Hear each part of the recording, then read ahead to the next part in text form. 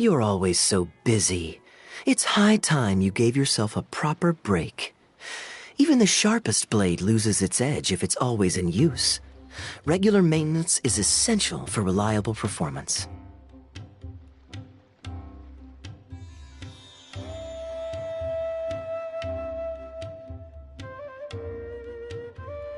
And anyway, life is short, so we should make the most of the time we have. Right now is the perfect time to relax and enjoy ourselves. And who knows how many other chances we'll get. So come on, what do you say? Great! Music to my ears. I'll cover the travel costs, of course. There's nothing more enjoyable than the company of a good friend. Let's call this a nice little excursion to round off my long business trip. Now, let me think where we should go. I've seen a lot of Sumeru already, so let's go for someplace new.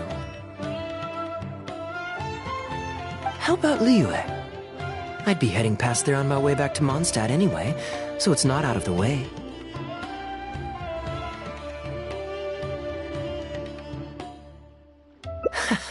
Well, lucky me. I'll hold you to that.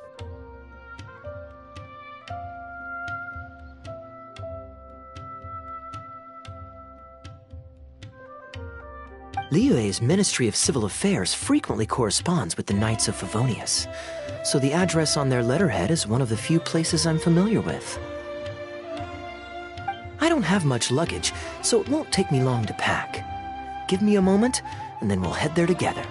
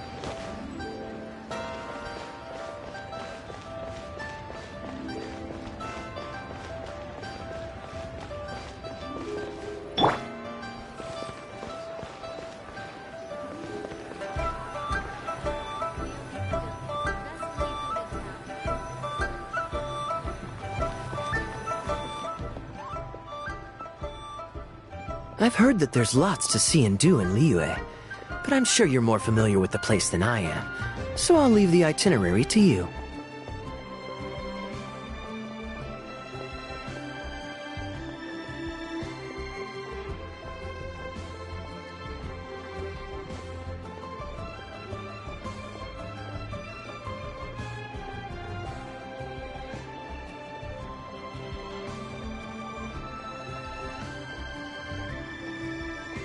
Excellent.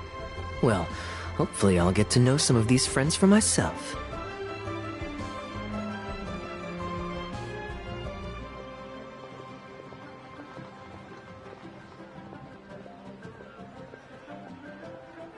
It's such a satisfying feeling to just drop everything, go on a long trip, and see something new.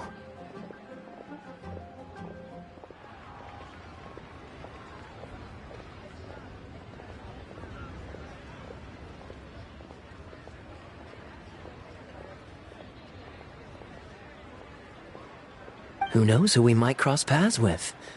We might even end up going on an impromptu adventure. Just like how I met you in Port Ormos, and now we're here. Come on, let's see what's up ahead.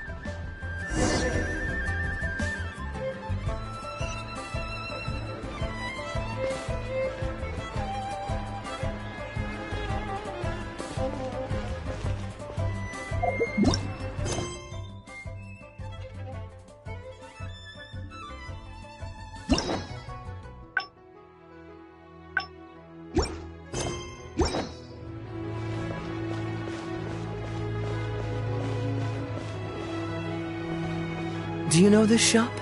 It looks pretty nice from the outside. Shall we take a look? Join the Adventurers Guild. You'll have a blast.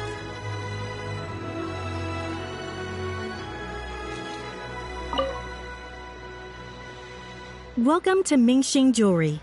We are a long-established trader of precious stones. Is there anything in particular you're looking for? Let me see.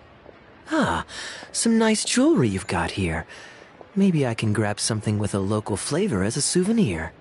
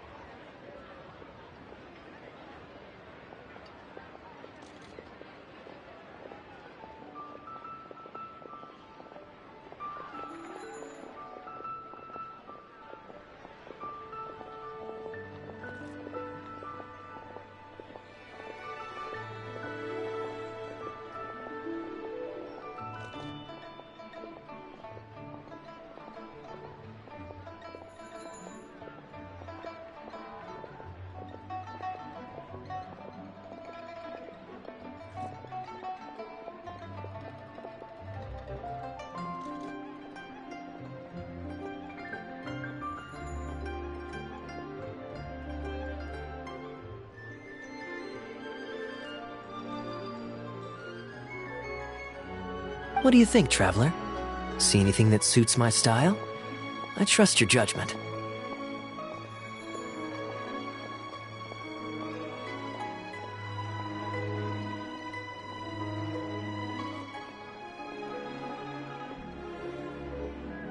Ah, you're interested in souvenirs.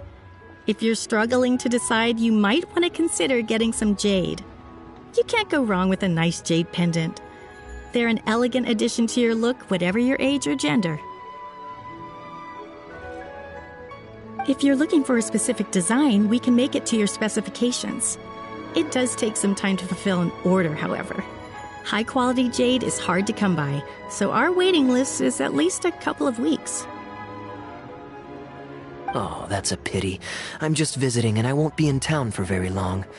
So as much as it pains me to do so, I'm afraid I'll have to leave this beautiful bijou behind.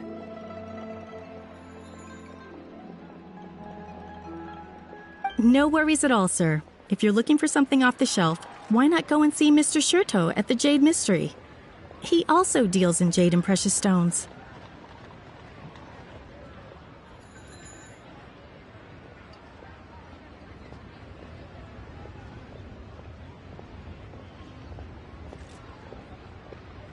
Exactly.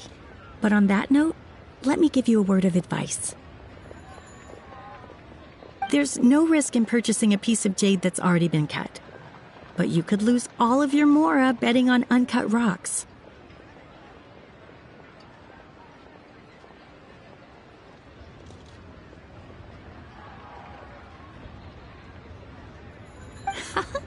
I won't say any more, as I don't want my fellow vendors to think I'm bad-mouthing them. But I think you catch my drift.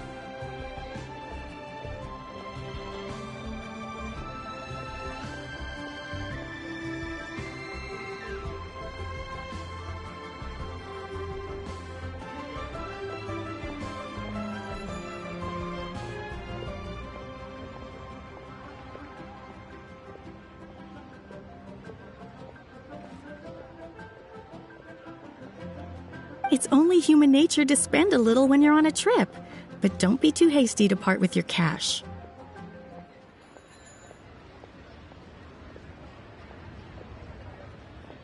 The Ministry of Civil Affairs takes everyone's economic well-being very seriously, and they often send out the Millilith to spread public awareness of well-known scams. As guests here, I'd encourage you to watch out for anyone trying to rip you off.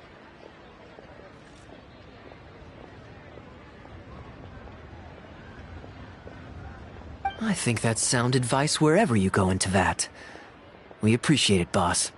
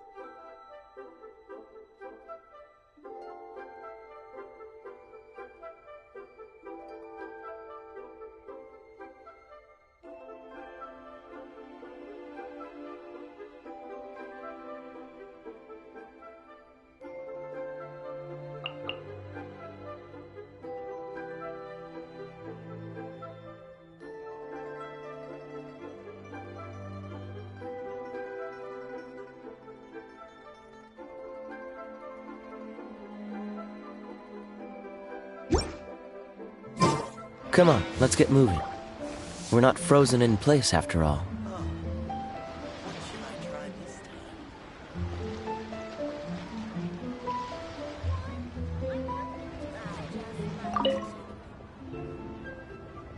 Welcome!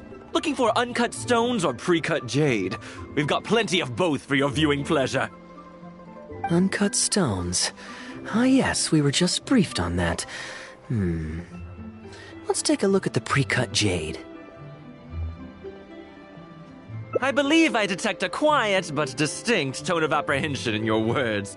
Please rest assured, there's nothing to be quite so wary about with my business. Feel free to peruse at your leisure. I think you'll find that everything I do here is entirely above board and legitimate, and I sell only pure and unadulterated goods. No scam guaranteed. Sure, you can bet on jade and lose if you're unlucky, but that doesn't make it a scam. My terms are clear and transparent, and I only do business with willing customers. What scammer can claim that? Sounds perfectly reasonable. At the end of the day, it doesn't matter how much the vendor is charging. If the customer decides to hand over their money, they're taking the bait of their own free will. Yes, exactly. I'm glad you understand. Although your peculiar phrasing at the end there, you almost make it sound as if I really am scamming people.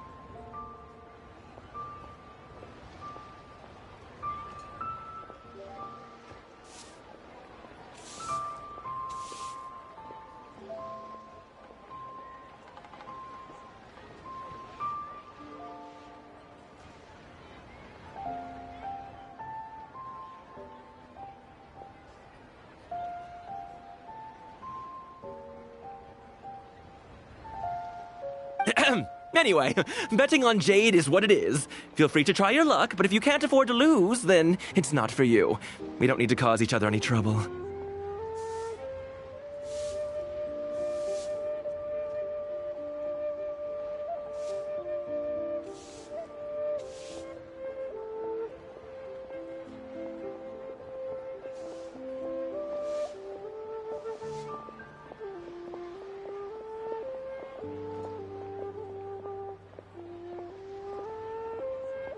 I'll leave you to browse at your own pace now while I deal with other potential customers. Amber-colored jade would probably make for a good souvenir. Why not? This is a quirky little place. Somehow, I'm inclined to entertain him for a bit.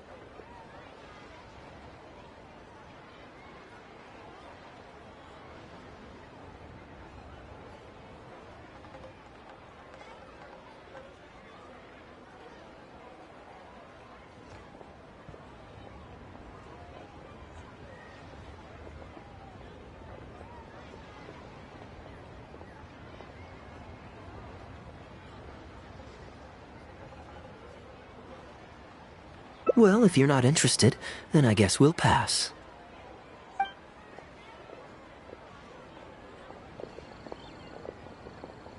Ahoy there, Captain!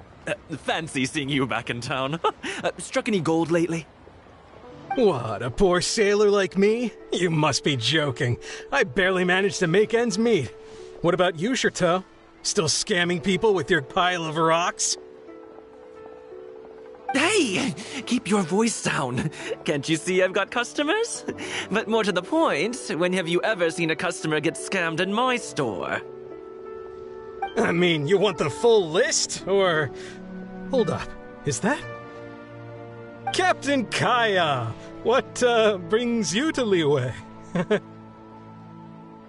Oh, just taking a short trip with my friend. It's been a while. Yes, it's been a good while, hasn't it?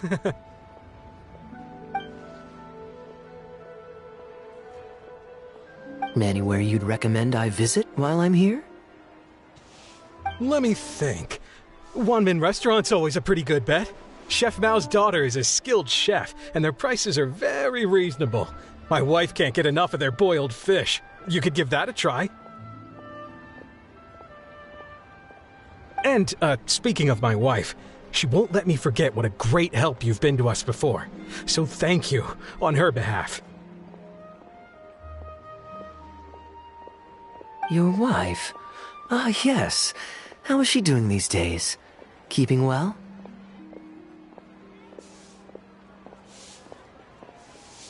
Very well, thank you. Very well. Anyway, I've got something I need to do down at the South Wharf, so my apologies, Captain Kaeya, but I'd better get going. All right. See you. Ah, I finally remembered who that was. Captain Wu. He runs a transport business between Mondstadt and Liyue. I see. So you went through that whole conversation with no idea who you were talking to. Well, that explains the generic pleasantries and the general awkwardness.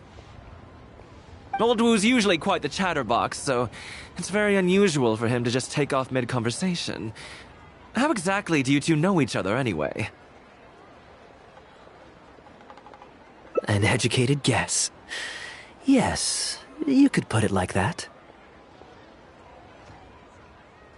It's pretty straightforward, honestly. The captain was making a delivery to Mondstadt when his ship sprang a leak. He overexerted himself fixing it and keeping the cargo dry, and ended up passing out from exhaustion. I took him to Mondstadt to recover.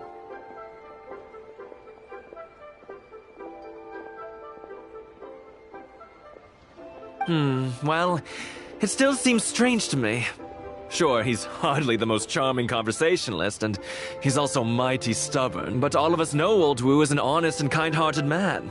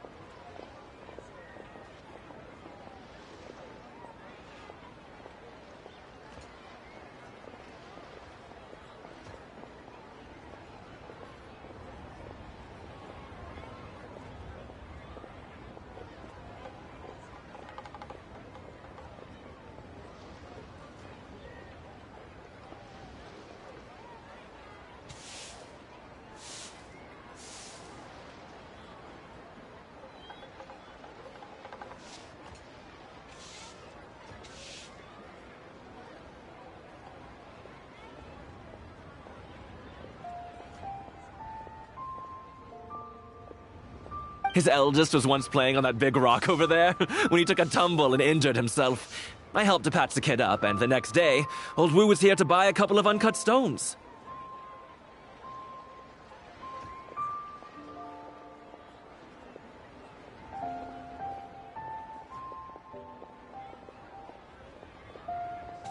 I'm just surprised he was so quick to excuse himself, that's all.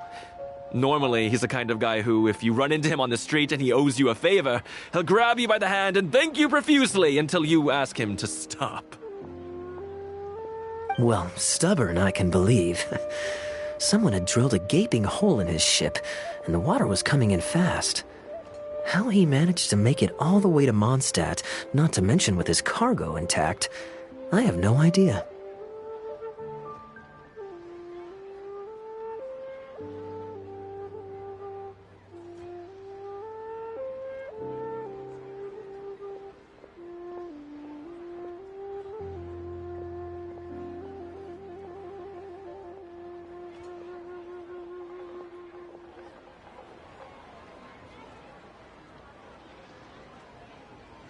Someone drilled a hole in his ship?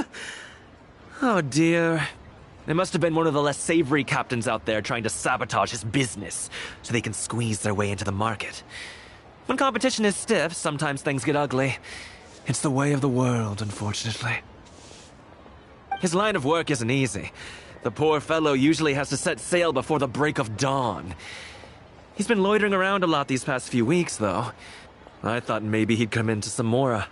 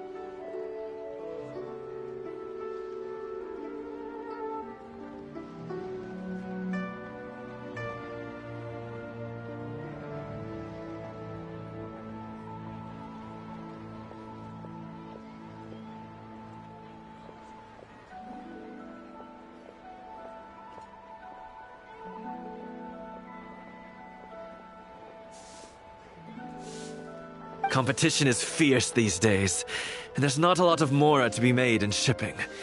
So every day he stays idle is another negative in the books. I do wonder what's gotten into him.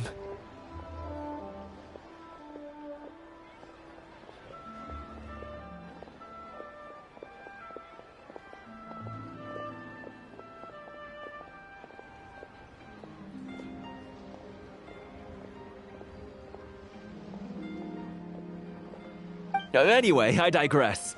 We merchants protect our goods like our own lives, so who knows? Maybe he had some important cargo to see to. Either way, good sir, don't mind him.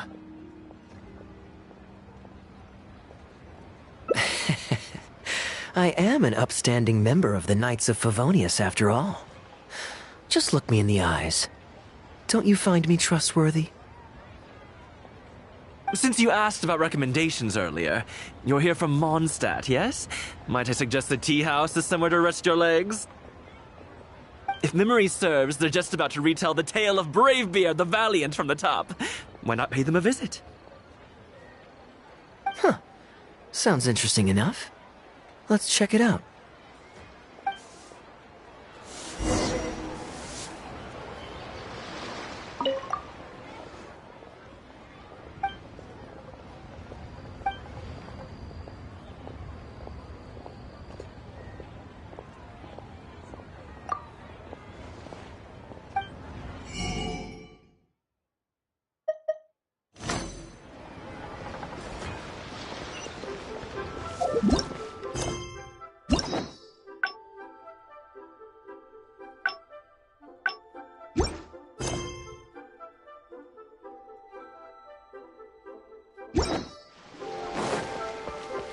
What's the hurry?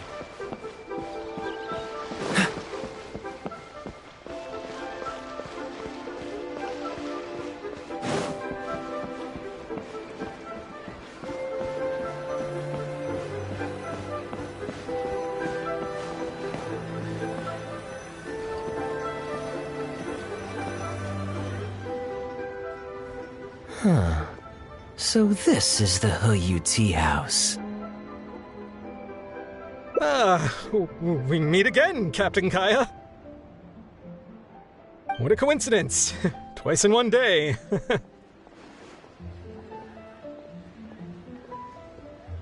Oh, that didn't take me long, and I ran the whole way. Wu, weren't you just at Wanwen Bookhouse buying a book for your daughter? What's this talk about the wharf?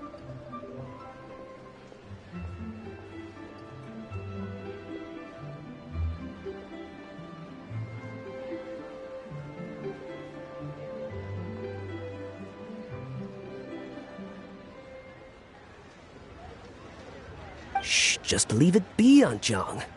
There's no need to embarrass him right in front of everyone else. I take it that you two aren't from around these parts. I'm a caravan guard by trade, and meeting people from all over the world is one of the main perks of the job for me. Why don't you join my table so we can get to know each other? Oh, seems like the tea house is the place to be in Liyue. Feels like I'm back in the angel share. Did you manage to get something for your daughter just now, Captain Wu? Yes, thank you. If it weren't for you, Captain Kaeya, she might not have even made it into this world. I'm so lost, Wu. What's the story here?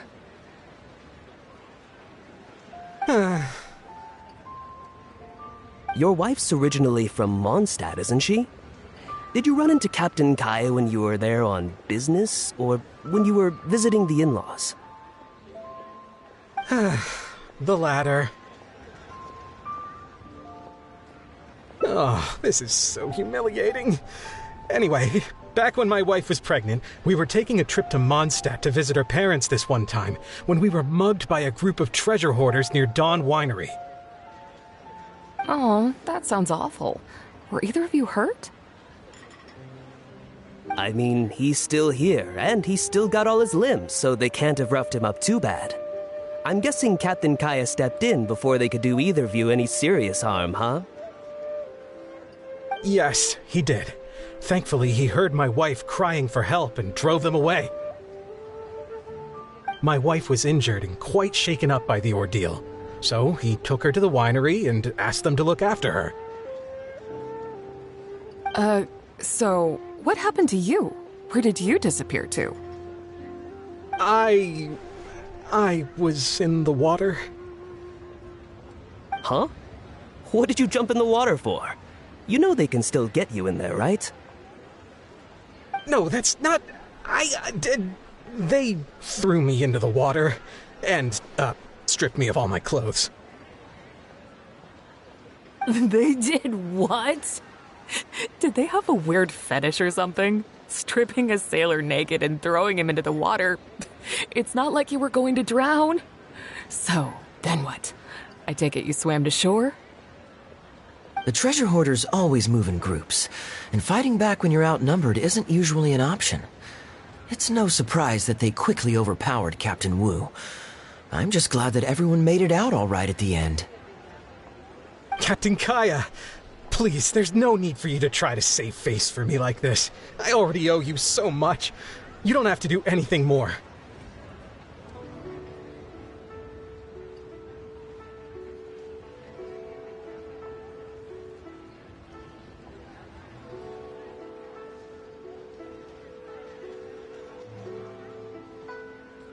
Yet, despite that, I somehow only ended up humiliating myself further. Oh, there's no point in me trying to save face now.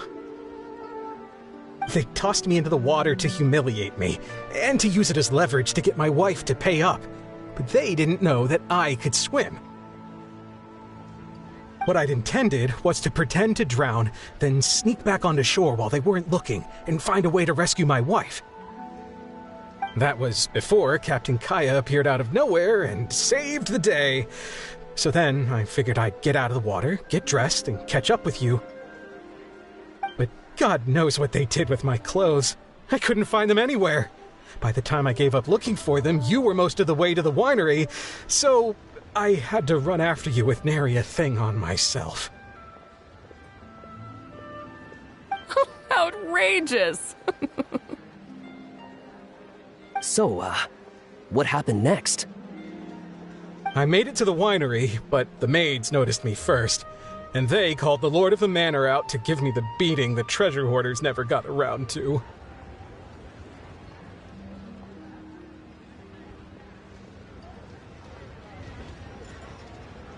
After my wife recovered consciousness, she had to have a long talk with the young lord to explain everything. He then escorted us both safely to Stonegate.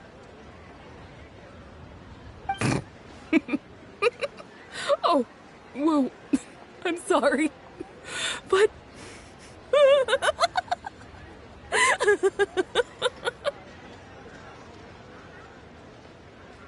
Ugh, good luck living that one down. Trust me, I know. My wife never lets me forget. I'm sorry, Captain. I wasn't intending to share that story. It's fine. It's my own fault for thinking I could sweep it under the carpet and forget about it. I don't know if I can ever repay you for all you've done. That's why I get so embarrassed every time I run into you. Still, it won't stop me from trying. You and your friend are here to catch the storyteller, right? The tea's on me. It's the least I can do. In fact, they do serve some food here, too, but it's not the best. Okay, let me run and get some fruit to share. I'll be right back.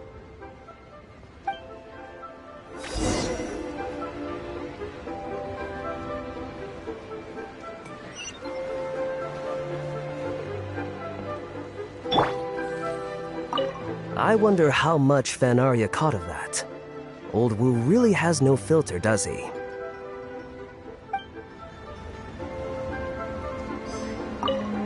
Oh, poor Wu. Oh, gosh. I'm so sorry. It's just...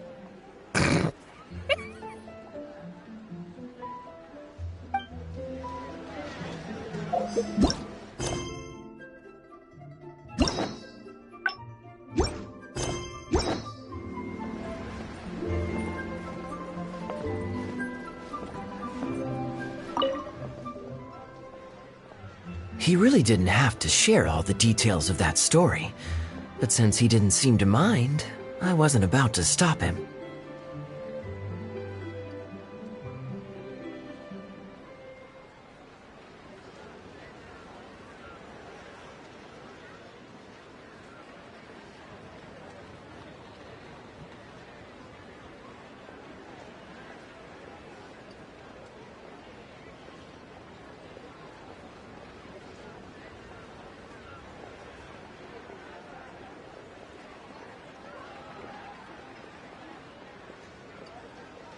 I did actually forget at first, but once he brought up his daughter, the memory of his naked escapades came flooding back.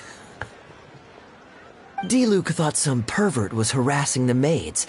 He charged straight out the door, great sword in hand and raring to go. I haven't seen him so angry in a long time.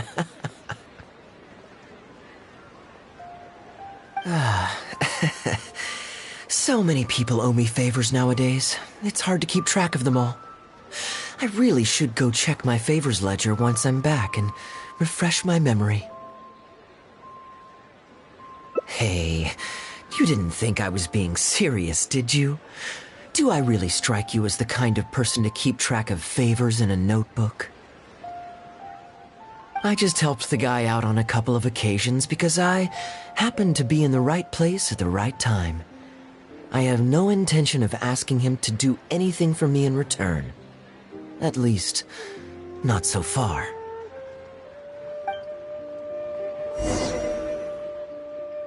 I'm back with fruit. Please help yourselves, everyone. My treat. Thank you. Oh, don't mention it. It's just a few fruits, nothing extravagant.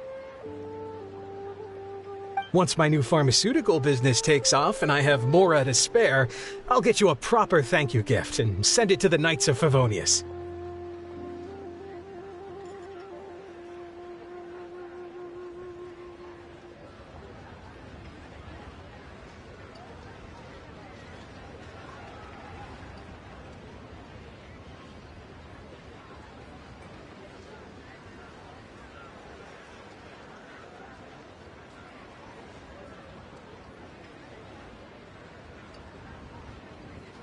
pharmaceutical business. So you found a new career? No more shipping? Shipping's impossible work nowadays. There's too much competition, and the margins are too small. So I've decided to switch gears. I'm going to become a partner of Boo Boo Pharmacy and provide funding for a brand new medication they're producing.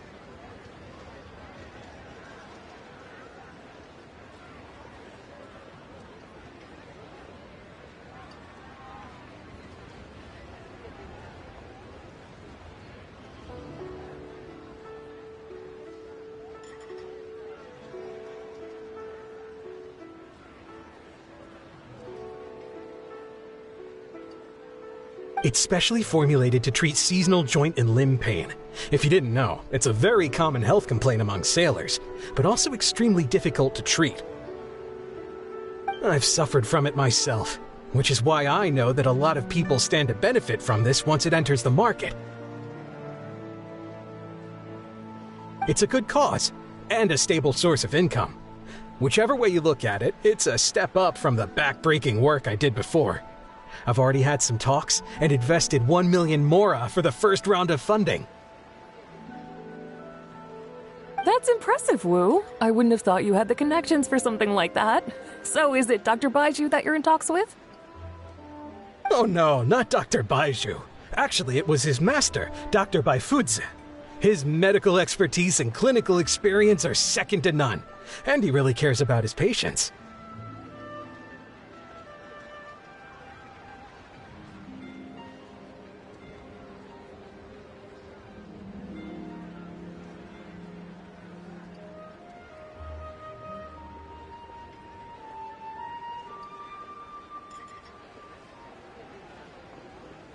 He gave me a few of his traditionally formulated bone-strengthening pills when he saw me suffering from my leg pains one day. It was like a miracle cure. The pain immediately went away. Dr. Baiju's master. Yeah, I told him I'd be enthusiastically recommending his medicine to the other guys at the docks. And after some hesitation, he just went right ahead and wrote up a prescription for me, completely for free. He said that he shouldn't really be handing out free prescriptions since, and I quote, "It goes against generations of tradition handed down by our forebears." But he just felt like it was the right thing to do. What a great guy. But I got chatting with Dr. Baiju recently when the Secure Transport Agency did a delivery for Boo Boo Pharmacy. He told me that his master has already passed away. Huh? Why would he say something like that? I mean, the guy's old, but he's still in great health. Captain Wu, where did you meet this old master? Just out on the street? I know that sounds dubious, but this is an educated and respectable gentleman we're talking about. There's no faking that. Hold on a second. I just remembered something. My nephew-in-law met a medicine seller not too long ago, too.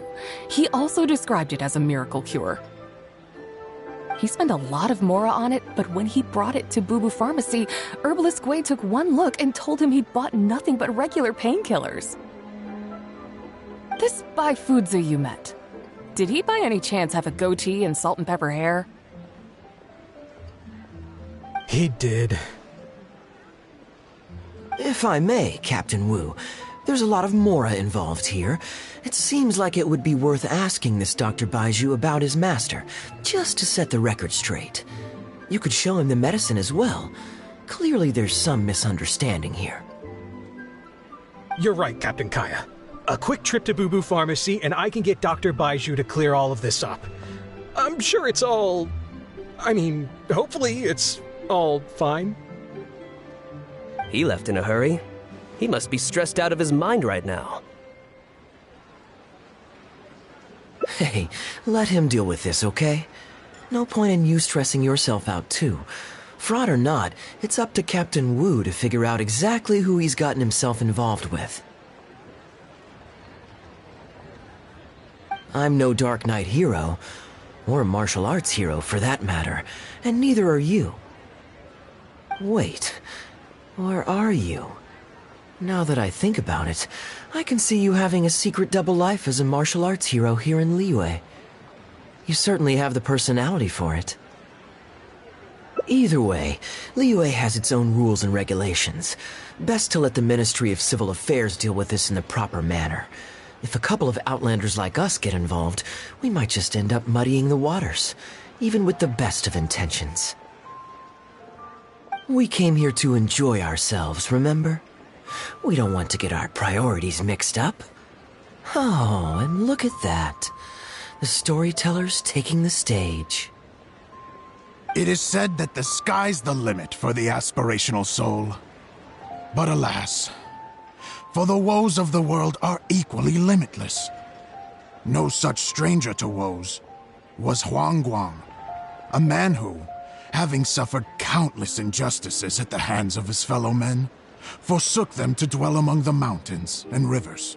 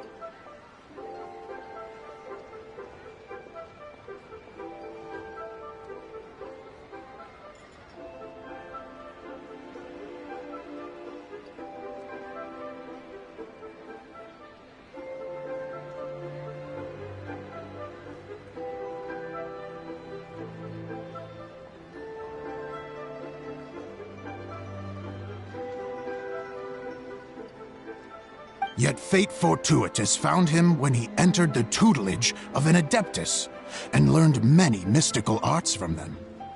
Per his master's wishes, he then returned once more to the human world.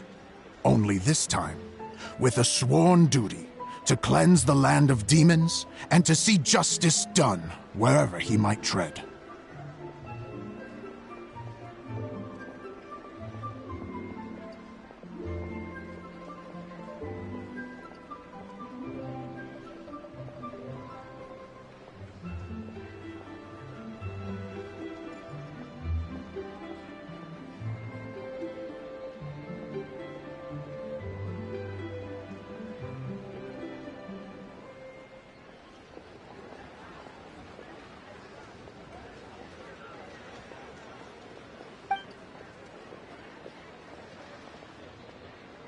Is that all? Oh, I was hoping to hear the rest of the story.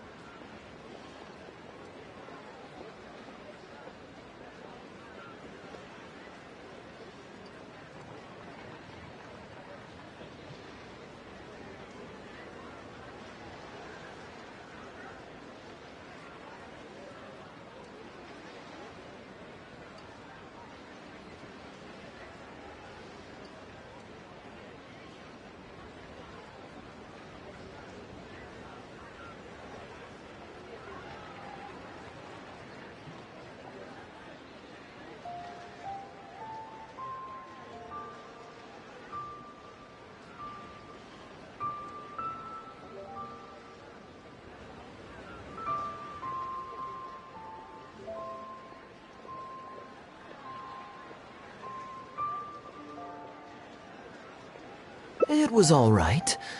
I suppose the hero always has to sacrifice himself to save others, and it does make for some good storytelling. But it leaves you wondering how he really feels about the whole thing. Did he ever have second thoughts? Only he can know, I suppose.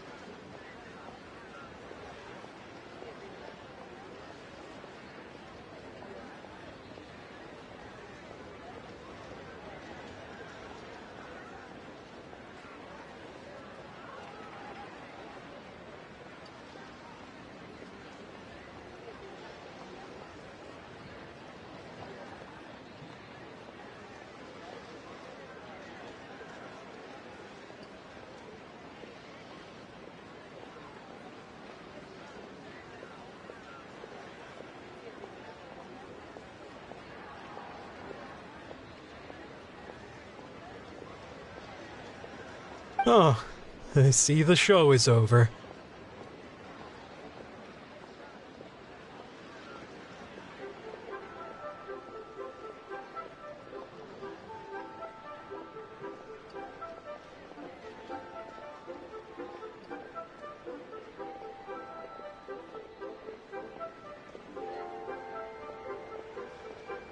Yeah, I saw Dr. Baiju.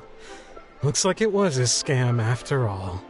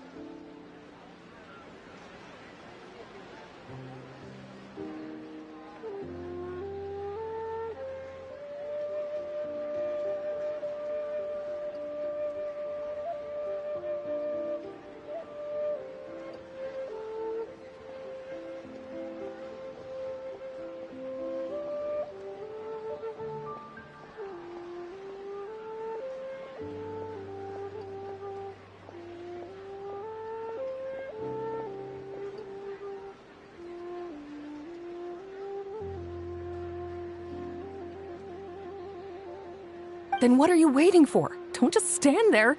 You need to report this to the Ministry of Civil Affairs right away. Hold on. Let's not lose our cool. Get your story straight first, so you can give them a clear and detailed account of events in the order that they occurred. And one more thing. Do you still have a way to contact this guy? Well, I'd arranged to meet him at the Yunchang Tea House once I've withdrawn the next sum of Mora, so I suppose he'll still be waiting on that.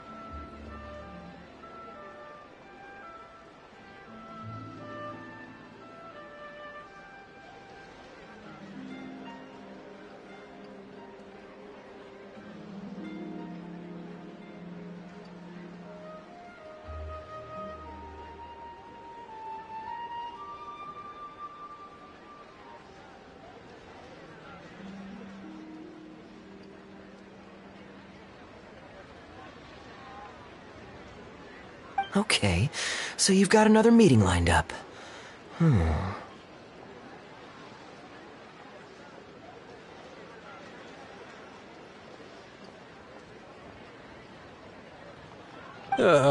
I've got no one to blame but myself for this. I can't believe I was so gullible. I guess the world isn't made for naive simpletons like me.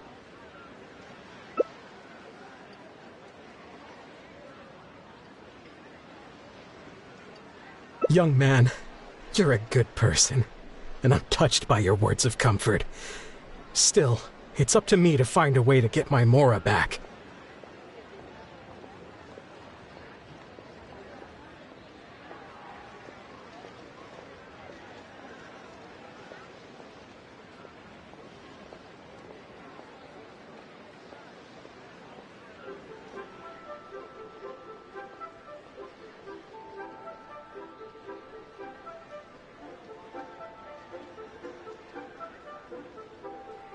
The consequences are mine alone to bear. At my age, I'm sure I should be comforting the young with words of wisdom rather than the other way around. What does that say about how I've spent my life? It's obvious, isn't it? He needs to report the case to the Ministry of Civil Affairs.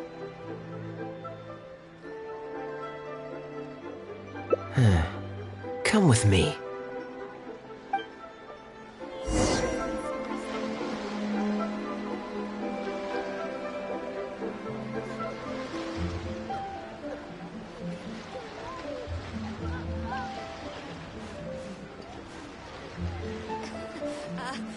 Join the Adventurers Guild. You'll have a blast. That con artist is human scum. Don't worry, Wu. We'll come with you to the Ministry to report the case. Surely I'll be able to get my Mora back. Probably. Hopefully.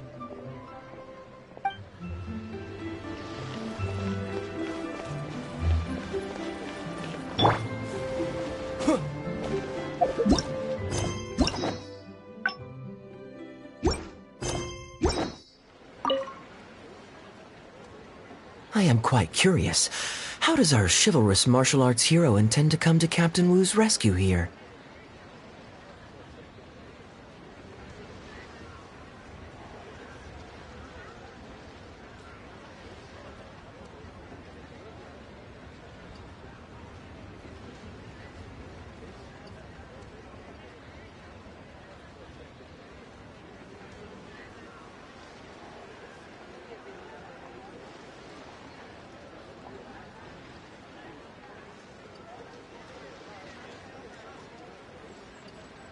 There are countless victims of injustice in the world. We can't try to help each and every one of them, can we? Oh, I'm surprised. I didn't know you thought of me as someone who helps other people unconditionally. I'm genuinely flattered. But we both know that I'm not that kind of person, really.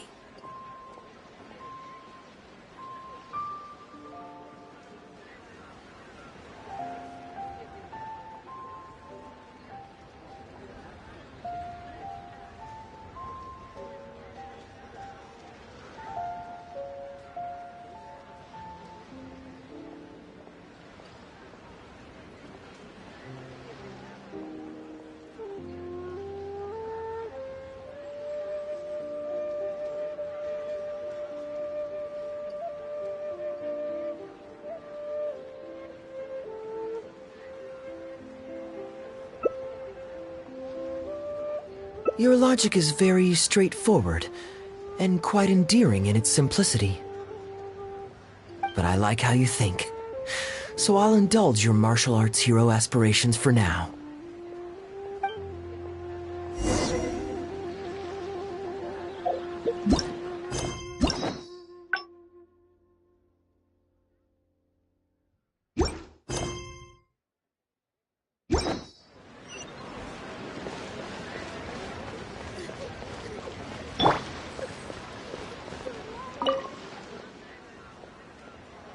Captain Wu, how would you feel about owing me one more favor? I'm sorry, Captain Kaeya? Let's say, hypothetically speaking, I found a way to recover your Mora that would leave the man who defrauded you feeling angry and frustrated, but give him no way to get back at you. If it could be done, and the only cost was owing me yet another favor, what would you say? What exactly are you getting at? The traveler here is adamant that you should ask me for another favor. Personally, I blame the storyteller. After hearing the inspiring tale of Bravebeard, he's all gung-ho about playing hero and righting this injustice once and for all. Captain Kaeya, young man, I thank you. I will humbly accept your kindness. All right. Now here's what I'm thinking.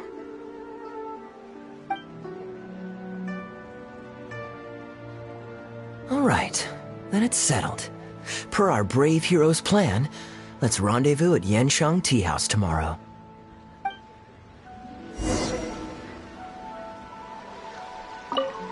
Don't worry. You can count on us. Absolutely. We're all neighbors here. Old Wu's problems are our problems too.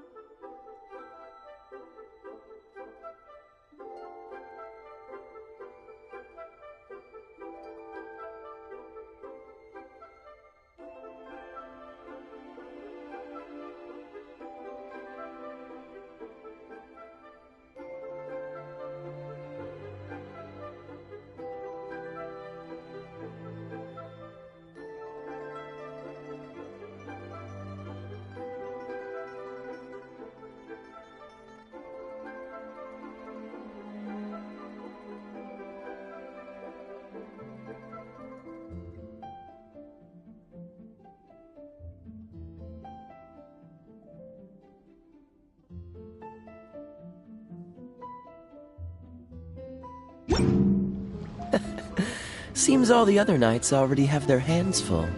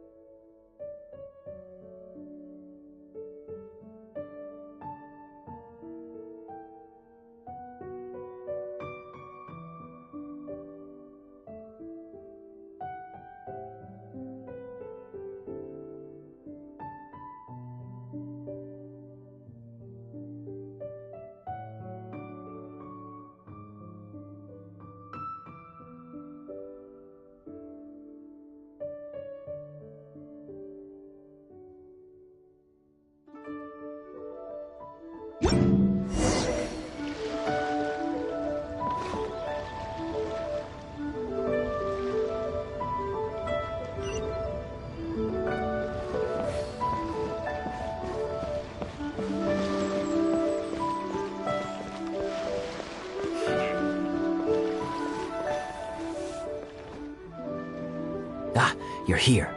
Good. I'll head upstairs first, and you join me in a bit.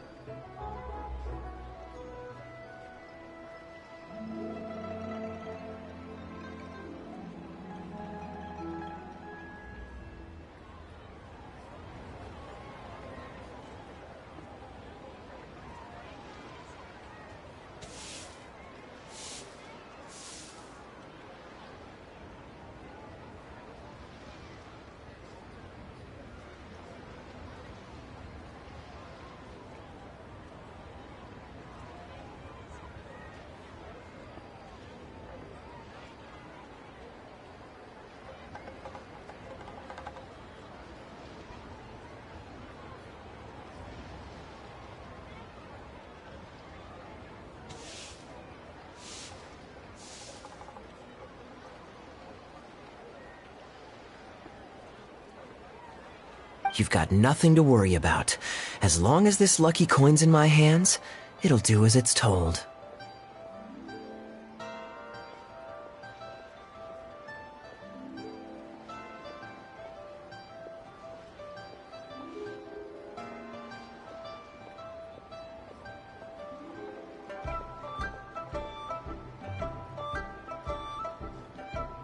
Before I toss the coin, I'll get our guy to bet heads or tails.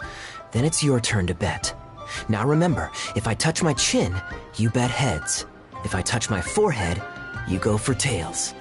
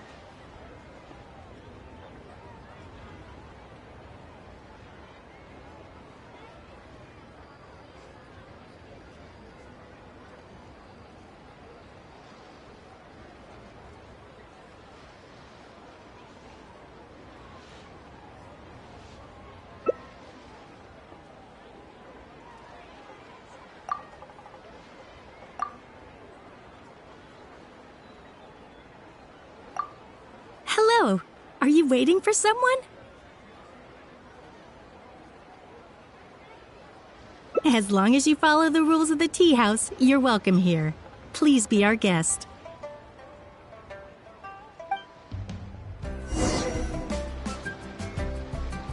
As long as you follow the rules of the tea house, you're welcome here.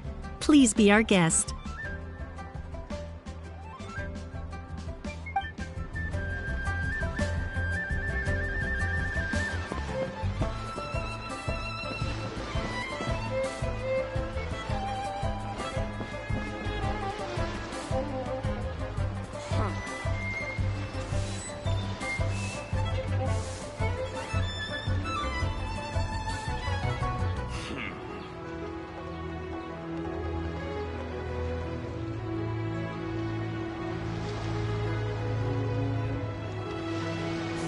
Come on, let's get moving. We're not frozen in place after all.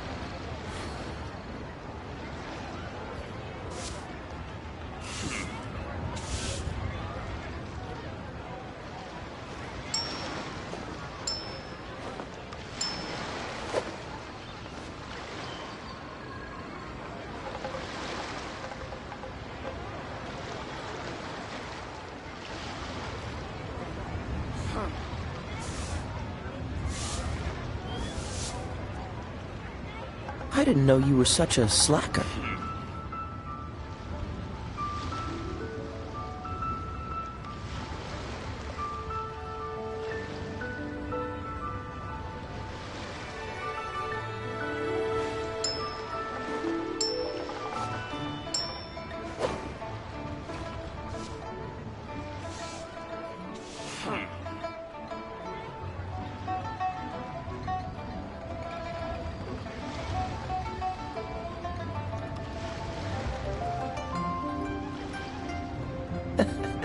Seems all the other knights already have their hands full.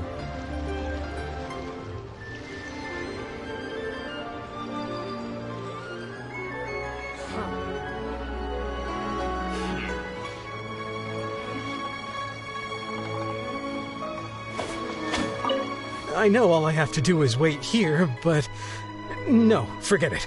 I can't get cold feet now. I'll trust you and Captain Kaeya.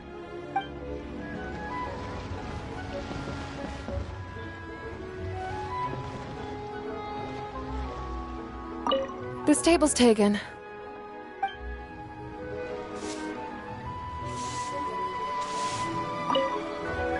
This table's taken.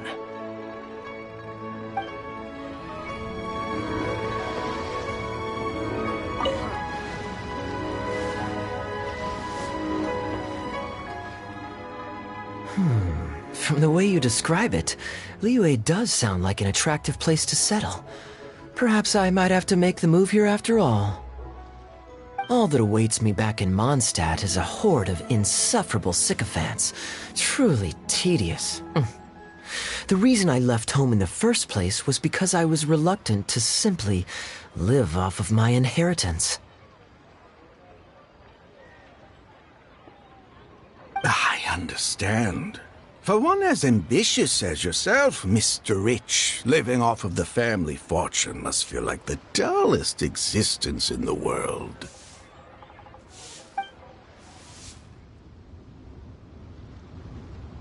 What are you doing?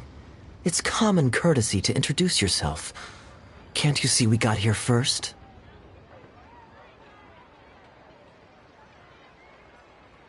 They're running out of tables, huh? Looks like this location's getting too small for them. Very well, I'll make an exception for you this one time. Let's hope the tea, at least, won't disappoint me. So, my friend, what's your name?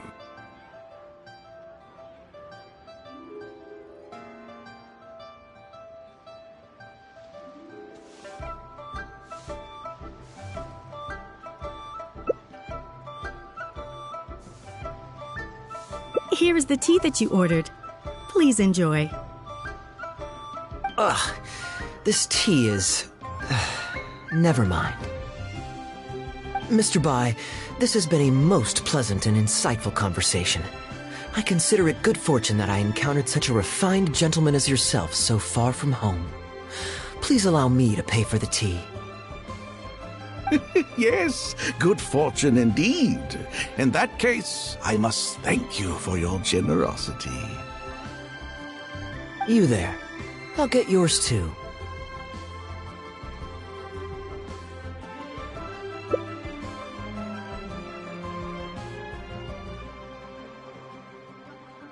Oh, you can't tell?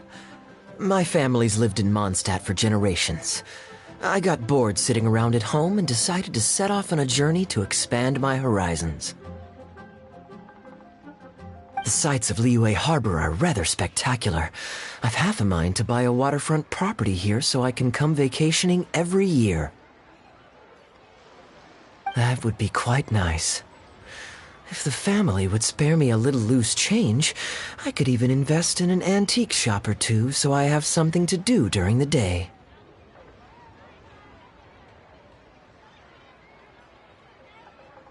And the point of life is to enjoy yourself. If something makes me happy, it's worth every mora. Mr. Rich, just to clarify, that's quite a large sum of mora as far as the common man is concerned. It's understandable that our friend over here feels out of his league. The name's Albert. Surname Rich, but only the servants in the house address me as Mr. Rich. Now that we're so well acquainted, Mr. Bai, please just call me Albert.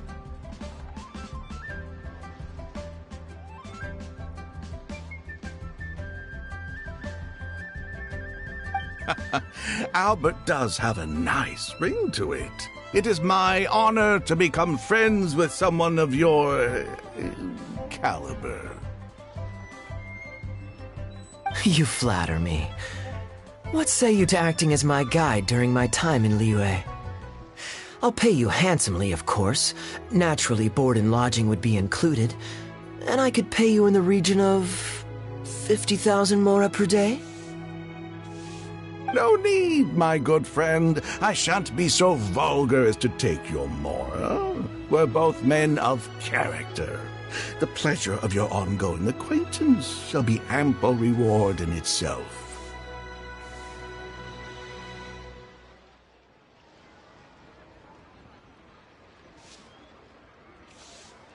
To join a noble gentleman on his travels is a rare opportunity. Please, let me draft up an exact itinerary. I'll make sure to give you the experience of a lifetime. You there. You're welcome to join us if you want. Which clan did you say you were with? The Hoo-Ha clan or something? Goo-Ha, huh? Strange choice of name. Gotta say, I've been in Liyue for a while now. This is the first I'm hearing of them. I guess they're one of these obscure ones who keep to themselves. Yes, well, there are many martial arts clans and factions in Liyue. It's only natural that you haven't become acquainted with all of them.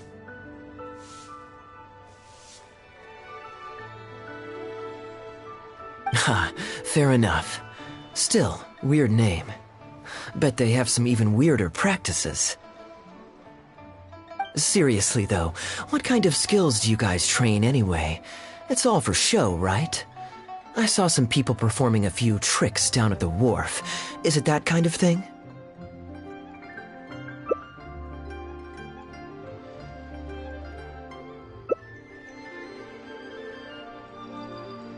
I already told the server to put it on my tab.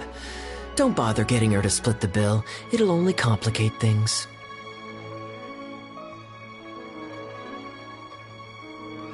Young man, there's no need to take things so seriously. Why don't you loosen up and enjoy the free drink? Are you trying to make a point by throwing my generosity back in my face? All right then. What if I say your bill is mine and don't let you pay? Please, my friends, let's not get so worked up. Yinchang Tea House is no venue for a duel. We'll all get escorted right out the door.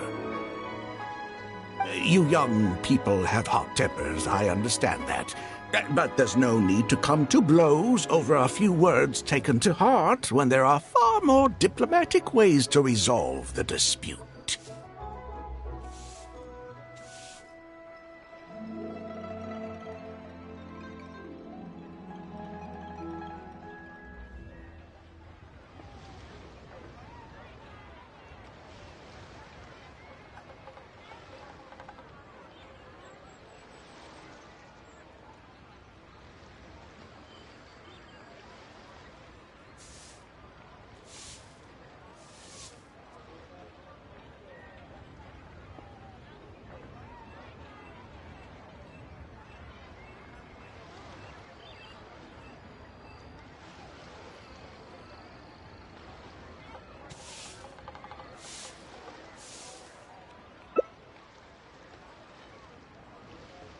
Did I hear that right? So you'll only pay for yourself if you win, but I'll get the check for the three of us if you lose. It's not that I care about the Mora. After all, I offered to pay for everyone's drinks in the first place.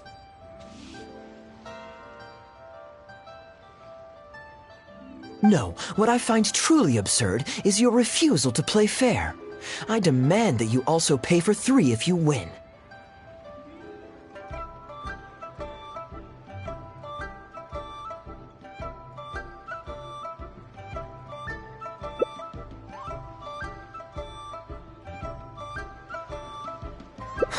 Fine.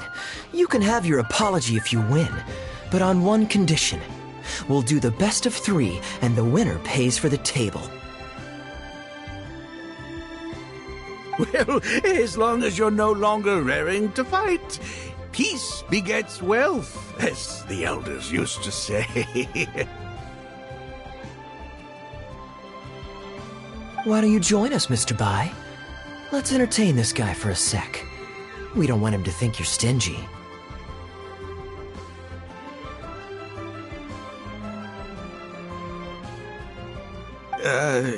But I wasn't even a part of your argument. What are you trying to say, Mr. Bai? Whose side are you on here? Of course, I'm on, And anyway, it's no big deal if you win. It's just a few cups of tea after all, so you can just take it from your fees as my guide. All right then. I suppose it's not all that different from the dice gambling games I used to play in my youth. If it's just for a few drinks, you can count me in. All right, now we're talking. Okay, now that we've agreed on the rules, how should we do this coin toss? After all, a Mora coin looks the same on both sides.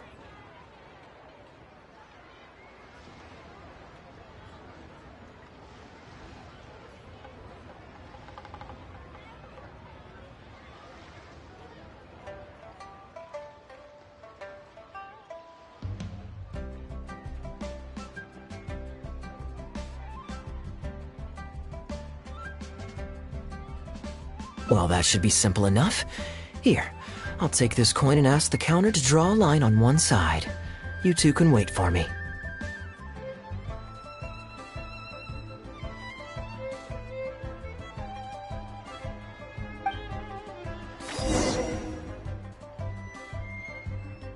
Young man, I can see that you haven't spent many years in the real world. You take everything far too personally. I, too, only met this Mondstadt millionaire by complete chance today, but we're getting along just fine. I actually came here to meet with a business partner to count the cash from 2 recent investments, when this gentleman struck up a conversation with me. In the real world, you've got to keep up appearances. There's no need to offend the rich.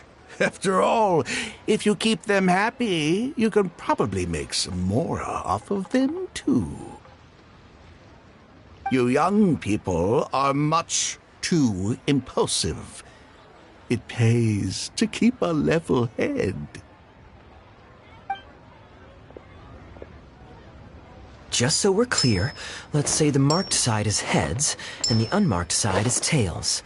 Everyone has to pick a side before the coin toss. Oh, and no takebacks. We should also take turns tossing the coin. Sounds fair to me. Why don't you do the first toss, Albert? All right then, I'll start us off. Here we... Oh, wait, I nearly forgot to collect everyone's bets. Mr. Bai, heads or tails? I suppose the choice is arbitrary since it's a 50-50 chance. I'll go with tails. Let me think. I'll also go with tails. What about you, heads or tails?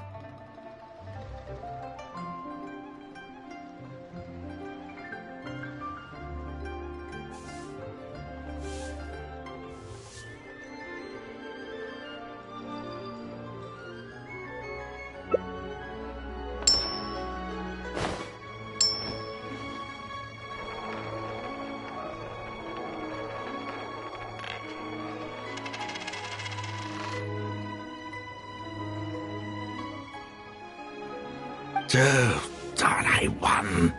Lucky me, I guess. I won as well. Guess there might be a formal apology in the cards after all. I have a suggestion. If one of us loses twice in a row, they should get knocked out while the other two carry on playing to decide the winner. Otherwise, with three of us playing, it'll start to get difficult to keep track of who's won the most times.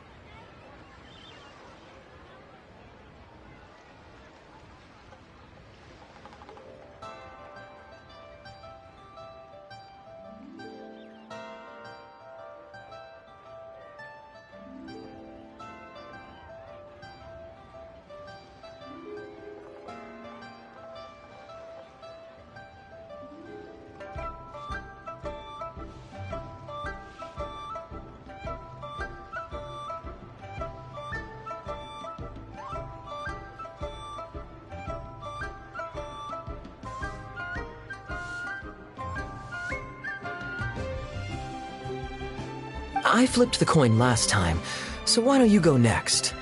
I don't want you blaming my coin-tossing skills if you guess wrong this turn. Here. Now just wait a second, my dear friends. Please let me do the second toss. Oh? Anxious to take your turn, Mr. Bai? You are both young, and I've already seen your short tempers for myself. If Albert loses this round and this young man wins, you'll be tied. And before you know it, you'll be at each other's throats again.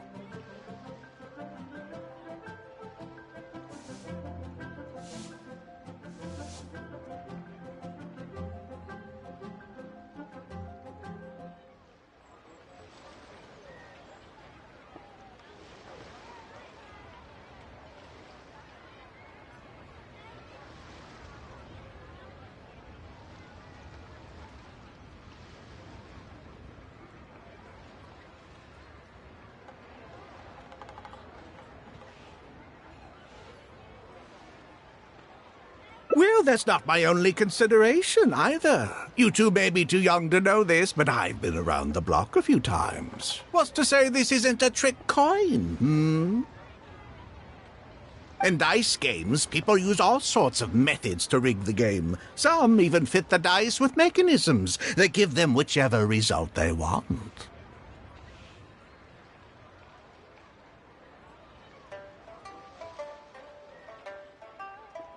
If Albert wins the next round and you, young man, lose for the second time in a row, then the third round will just be a tiebreaker between him and me, and you won't get your apology to the Guhua clan. If that happens, only for you to then find out that the coin was rigged all along, you're sure to accuse me of working with Albert to scam you while mocking the Guhua clan. I can only imagine the kind of vengeful warpath that would put you on. A purely hypothetical scenario, of course, but one that I'm bringing up now to avoid any misunderstanding further down the road. Go on, give me the coin. I'll show you how to check if it's been rigged.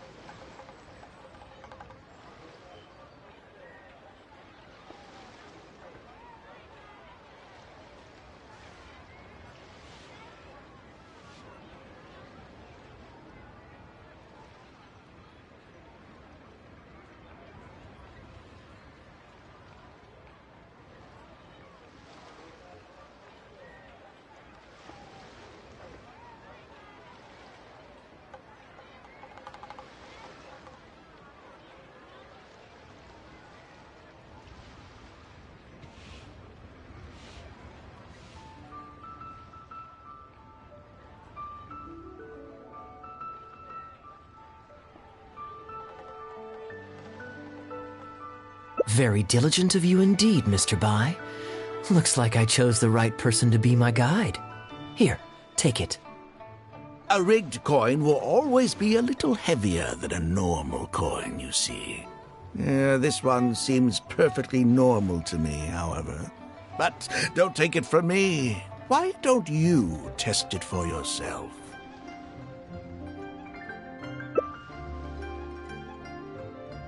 What's your bet this time, Mr. Bai? I'll stick with tails. Tails, huh? Well, you seem to have a feel for this, so I guess I'll match your bet again this round. Tails it is. And you?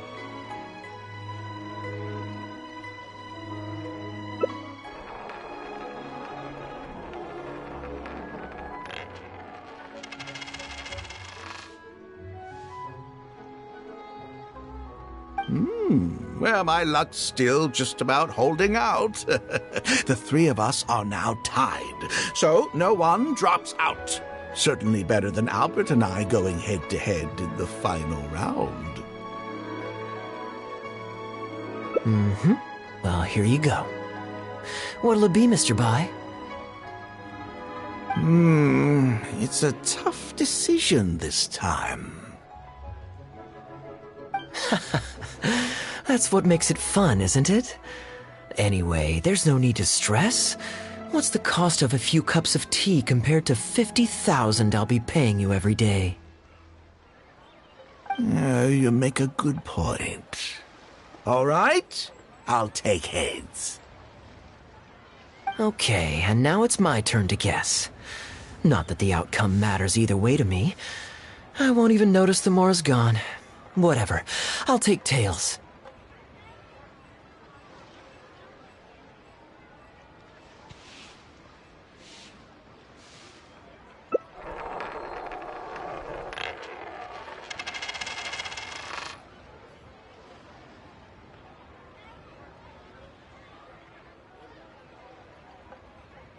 Why did it have to be heads? This This whole thing started because you two got into a spat, and now I'm the one that has to foot the bill.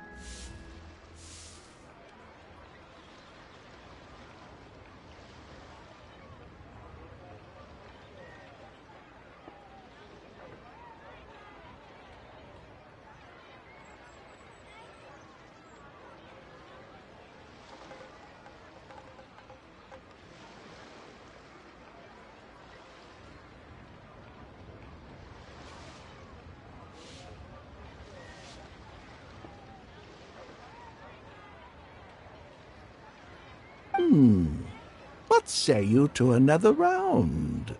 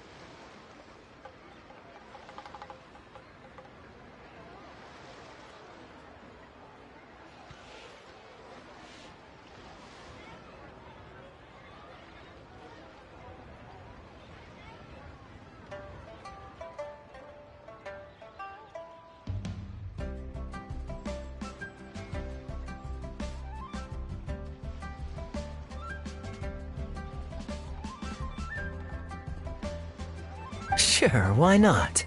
I'm having fun. I can go for as many rounds as you want.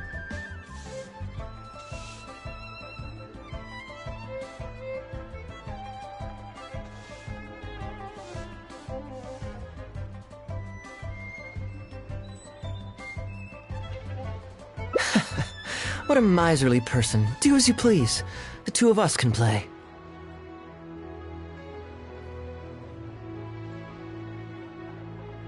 But Albert, all the fun of gambling is in the stakes involved. What say you to throwing a little loose change into the pot?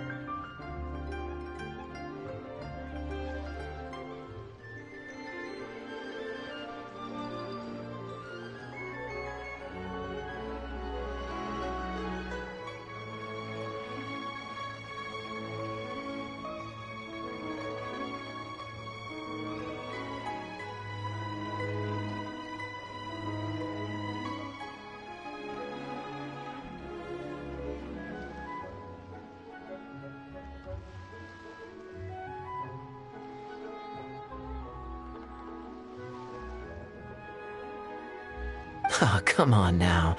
No need to walk on eggshells here. Let's keep it simple, shall we? If you guess right, I pick up the tab. But if you guess wrong, I'm afraid it's still on you. Sure. That's exactly what I was thinking. Well, here's the coin. You can toss first. I'll take heads.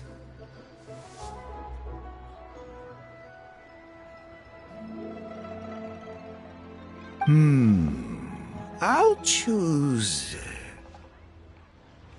Wouldn't it defeat the whole purpose of betting if you guessed the same as me? This is a two-person game now. Surely one of us has to guess heads and the other tails. All right. It all comes down to luck, after all. I'll take tails.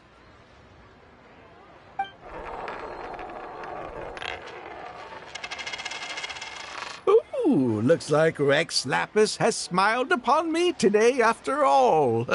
Thank you for the tea, Albert.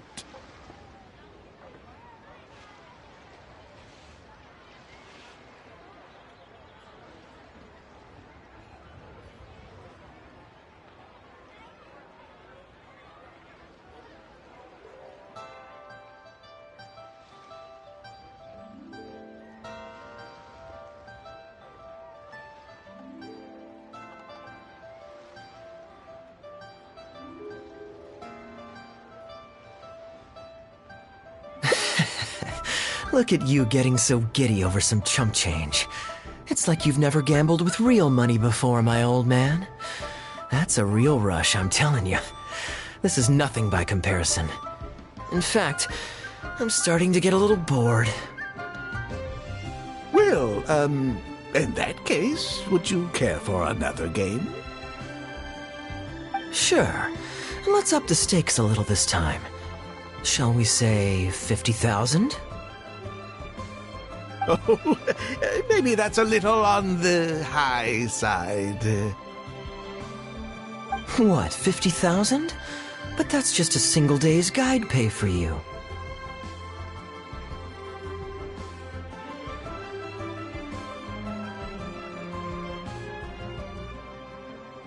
All right. I'll bet tails. Great, then I'll bet heads. No takebacks. Heads. Tails.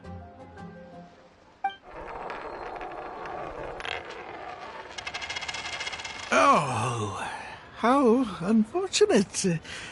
I shouldn't have gotten greedy. After all, in the long run, gambling is always a losing game. 50,000 more. My goodness. Albert, I'm terribly sorry, but as it happens, I forgot to bring my coin purse with me today. Could you perhaps take this 50,000 out of my guide fees? Call it an advance payment. That would make us even. Advance payment? Sorry, I'm afraid that's not my style. It'll have to be cash. This day just getting better and better. Well, so be it. 50,000. Let me see what cash I have on me.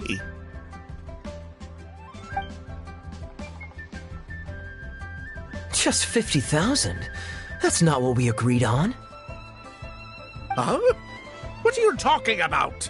I think you'll find that our bet was for 50,000. No, it wasn't. The amount was 1 million. 1 million? Are you insane? Come on now, Albert. Be serious. 1 million here and 1 million there might be all fun and games to you rich types, but to ordinary folk like myself, this is no laughing matter. I'm being perfectly serious. I know what I said, and what I said was 1 million mora. You're lying through your teeth. Hey, young man, you tell him. Did you hear him say 1 million at any point during our bet? Huh? What the? I'm not deaf, you know. I swear I heard 50,000. Wait. Oh, I see. You two are in this together. I never met either of you before today, and out of nowhere you suddenly roped me into betting over a coin toss, and now you're accusing me of owing you 1 million mora. Huh? Do you have any idea who you're trying to cheat? I know all the tricks in the book. I can't believe a couple of beginners like you managed to get this far. Well, don't you try to celebrate just yet. You amateurs have a lot to learn about the art of the con. Do you really think that nobody else will have heard all the commotion we just made? All I need is one witness, and this little scheme of yours falls apart. Frauds! Frauds, I say! These two kids are trying to scam me out of my hard-earned mora! Hostess! Oh, hostess! Come quickly! How pathetic. What is going on here? If you can't abide by our rules, you're not welcome at Yenshang Tea House. I don't care what the issue is. You don't get to make a racket like that in here. Halberd! Fang! Wait, don't throw me out! These two con artists are trying to steal my mora. You can't let them get away with it.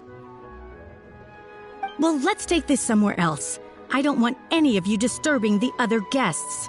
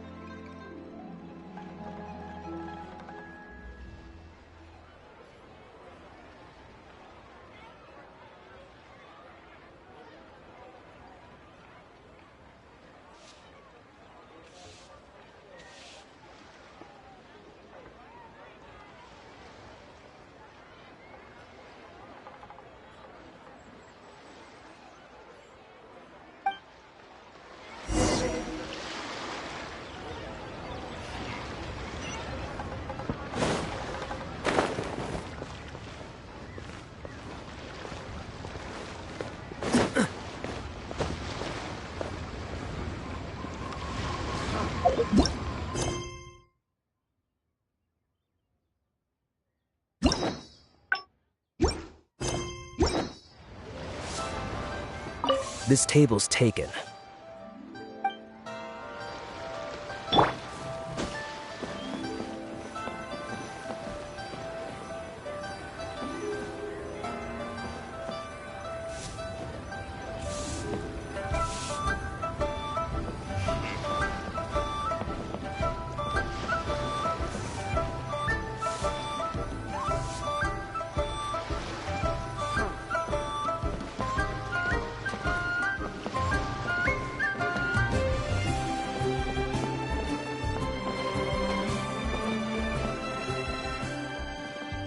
Okay, you two. Care to explain yourselves? Gladly. He's making up completely spurious claims. We were betting Mora over a few coin tosses, and now he wants to back out. In the land of contracts, of all places. He won 250,000 from me, then another 800,000 from the both of us. Now he's refusing to pay up the measly 50,000 that he lost in the final round.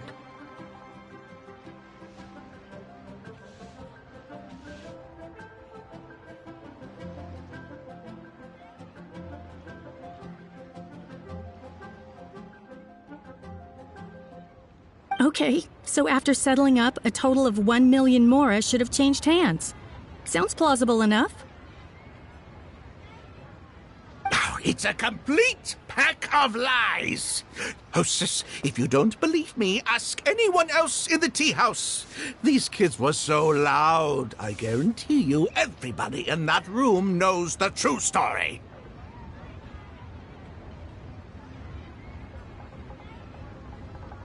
Sorry to interrupt you all, but you're witnesses to the situation here. Is what Mr. Bai says true? Oh, thank goodness you're finally here. What took you so long? That old guy's been bragging about the Mora he's won so loudly, I'm surprised the whole street didn't hear him. I was about to report him to the Ministry of Civil Affairs. Leave me out of this. I want nothing to do with gamblers and scammers. Please, just bring me my check. Our new owner laid down the law not too long ago. We turn a blind eye towards casual games of dice, but there is zero tolerance for any explicit gambling with real Mora. Return any winnings to the party you took them from, and we'll say that none of this ever happened. Otherwise, I'll have to bring in the millilith, and I can assure you that they take a more hard line on this kind of thing than we do. Why should I have to give them any Mora? I don't have any Mora on me. Oh, but I think you do. 2 investments, was it? One of them to the tune of exactly 1 million as it happens. Oh, and don't forget you still need to pay the tab. You... Wait. How did you... Halberd! Fang! There's a gentleman here that I'd really like you to meet. Please, please don't. I'll pay, all right? This was never your Mora to begin with. We'll be returning it to its rightful owner now.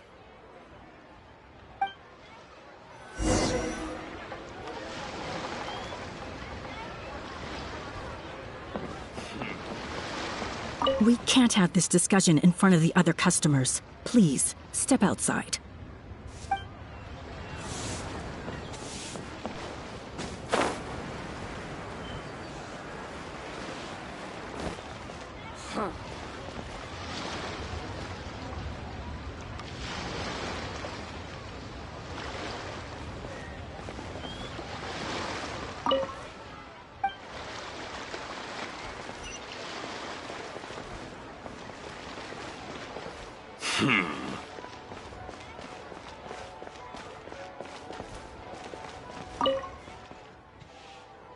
What did you think, Captain Wu? Could you hear clearly from your corner on the 2nd floor? Yes, everything. I can't thank you two enough. Woo. This was your doing, wasn't it? You and this monster planned the whole thing. Along with that blonde one. And all the customers on that floor were in on it too, weren't they? I know where you live, and I know what your wife looks like, and your pretty little daughter, too. You crossed the wrong man today. Who'd be scared of a crook like you? I'll take you on any day of the week. Well, let's see how long that false bravado of yours will last. Oh, look at that. He figured it out. Guess he's not as dumb as we thought. Don't you two get cocky either. Just you wait. I will hunt you down. My apologies for having to leave this question until you'd vacated the premises, but I couldn't have things escalate inside the tea house. I hope you can understand our position. I noticed that all the guests on the 2nd floor were present before you took your seats, then left almost immediately after you did. Would I be correct in saying you were looking to set this man up? Wait, so you saw through it right away? Under normal circumstances, we would never tolerate a scheme like this taking place on our grounds, as it risks damaging our owner's reputation. However, I understand that our owner holds the traveler in high regard and must have good reasons for their actions. Still, I would appreciate an explanation, if only so that I can answer to the owner. Ah, as I thought. When you're operating on someone else's turf, you run the risk of clashing with the master of the house. Thankfully, we considered that possibility before going ahead with our plan. Over to you, brave hero. You're the one with the connections in Liyue. It's your time to shine.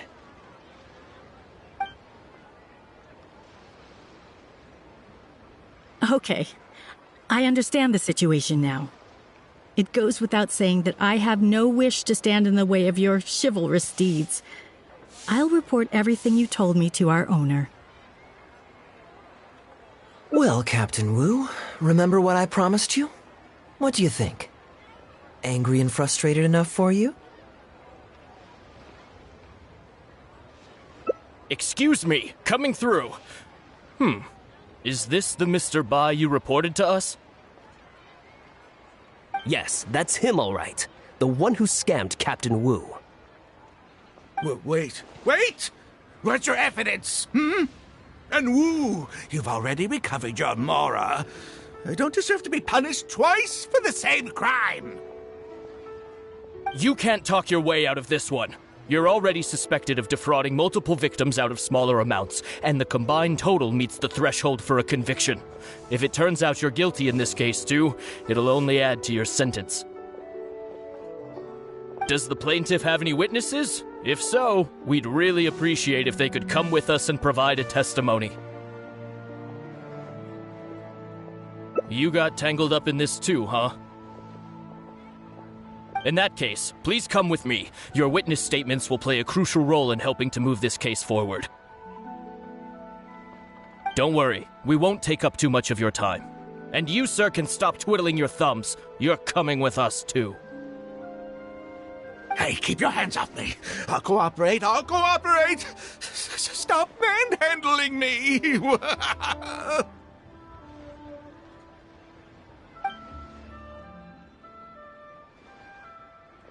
Thank you so much, the both of you. I really don't know how I could ever begin to repay you. Well, I have an idea. We originally came here to do some sightseeing. Anywhere you'd recommend we go before the end of our trip? Let me think. Now, where would I want to go? Hey, are either of you interested in a fishing trip? Sounds fun to me. Let's go.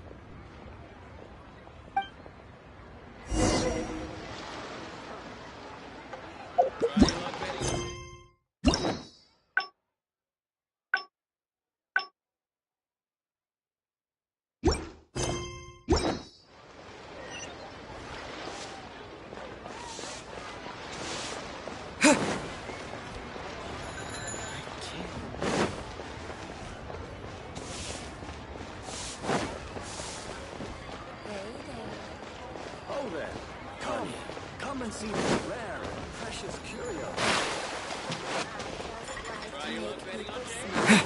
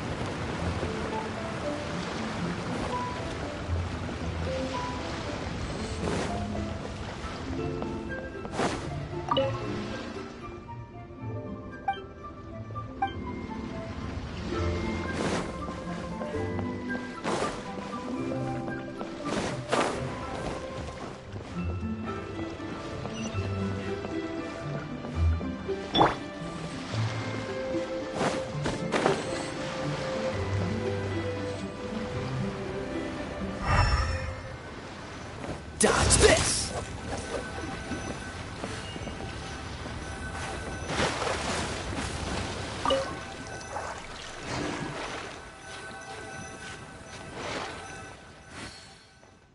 Well, this was certainly an eventful end to my trip. It wouldn't have been possible without you. Or my lucky coin, of course. Wouldn't be much of a lucky coin if it had. Besides, I already taught you how to become attuned to it. You still need some practice to master the technique, but luckily it decided to play nice and spare us any more complications. A better question to ask might be, what do I do to make this coin happy to work with me and show me whichever side I wish? My answer would be that I tell the coin a joke every time I toss it into the air. If it finds my joke funny, then it cooperates with me. Of course, this whole arrangement hinges on a pre-existing amount of trust between the two of us. I can't just get any strange coins to listen to me. Yeah, I was a little surprised when he unwittingly called out our trick coin, but it didn't matter. A good gambler always keeps their options open. You have to have a contingency plan for when the odds are against you. So when I went to the counter, I marked a regular coin as well as my trick one.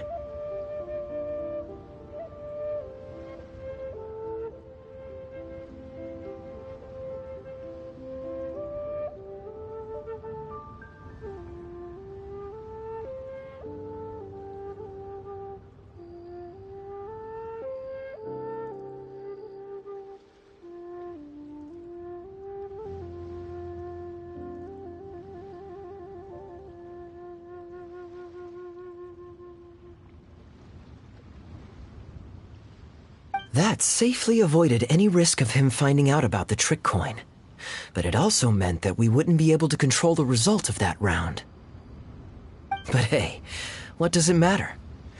The fact that he made things a little more challenging only made it all the more exciting to watch him slowly but surely fall into our trap.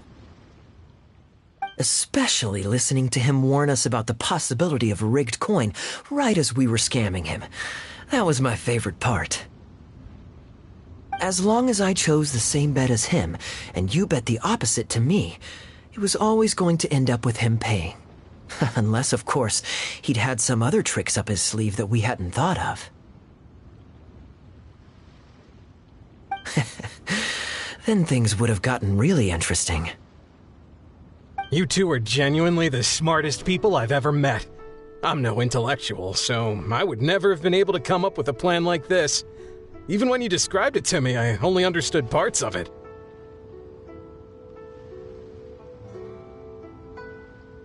Well, I may not be the smartest guy around, but one thing I do know is this.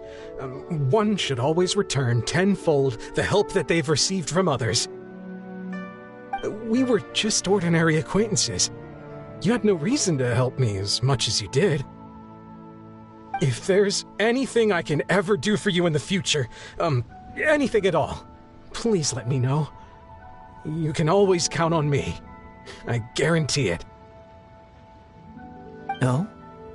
You seem agitated. Are you worried about owing me yet another favor?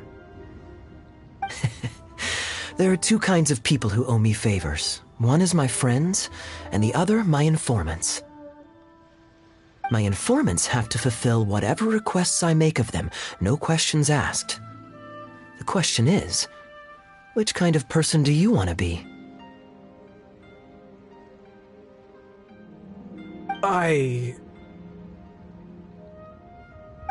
And you're torn again. Too afraid to ask to be my friend, but also daunted by the dangers inherent in becoming my informant. Well, it's okay, because I just thought of a fun and easy way to get us out of this impasse. Let's do a coin toss. This is the regular coin I prepared for the contingency plan when I was borrowing a pen from the bar. Not the lucky one that does what I tell it to. If it's heads, we're friends. But if it's tails, you're at my beck and call. May the Lord of Geo decide. So, was it heads or tails? What do you think? What does your heart tell you? I understand now. You have my most sincere gratitude. No, that's a little too formal. What I'm trying to say is, here, your fishing rods, my friends.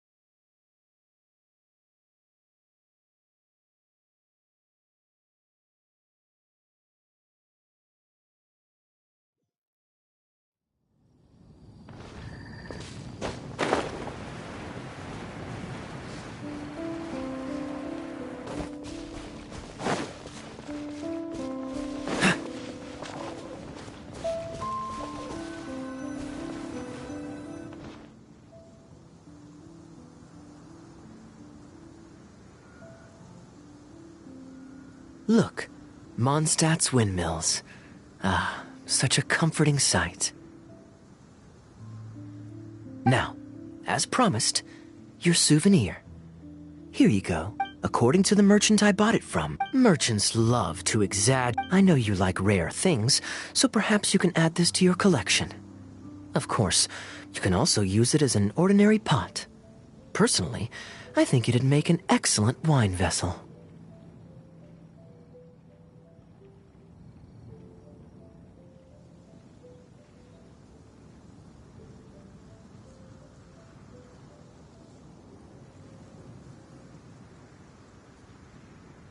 You're welcome. I'm glad you like it. I'm ready to head into the city now. You're free to join me, or you can make your own schedule.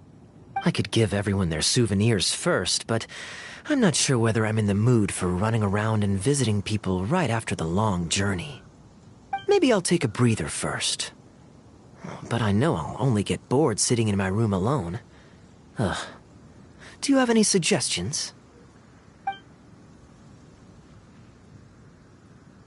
I'm honored to have such a caring friend. Let's go to the plaza in front of the cathedral. We can listen to the bards playing or feed the pigeons.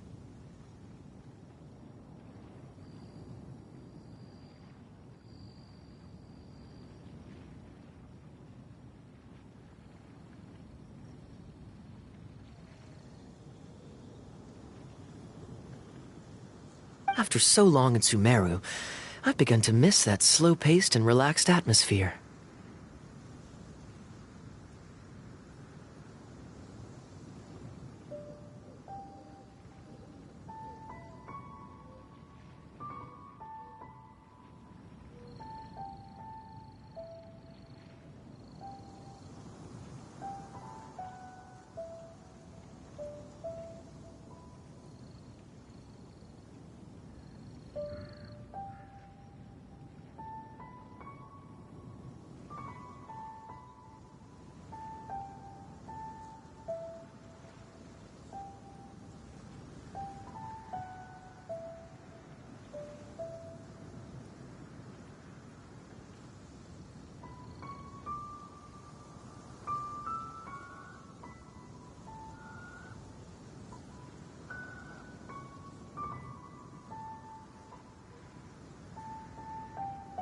There's no rush. We can take our time and stroll on over.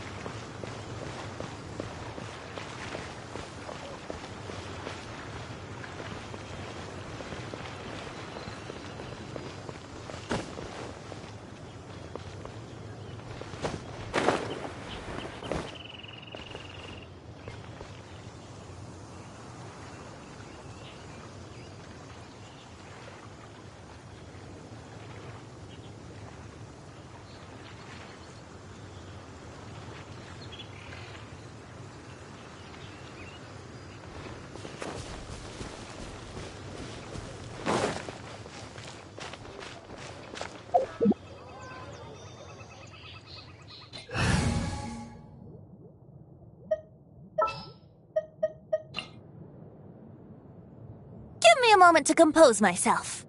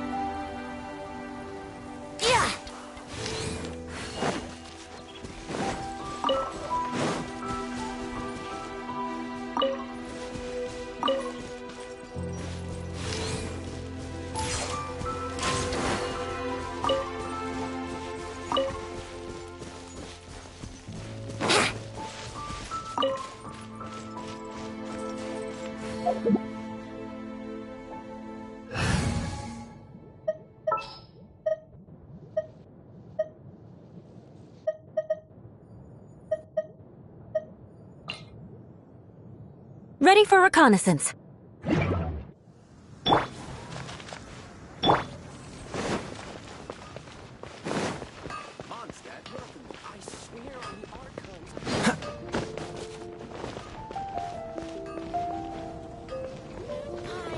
That's what I'll make tonight.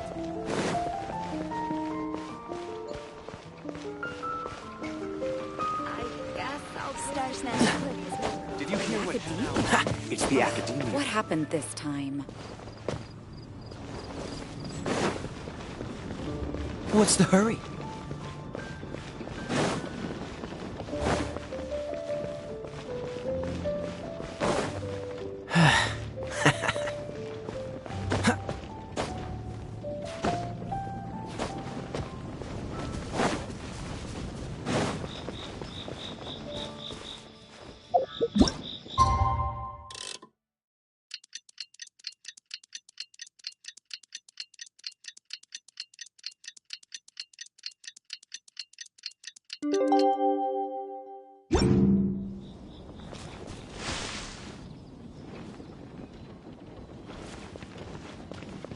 Have patience.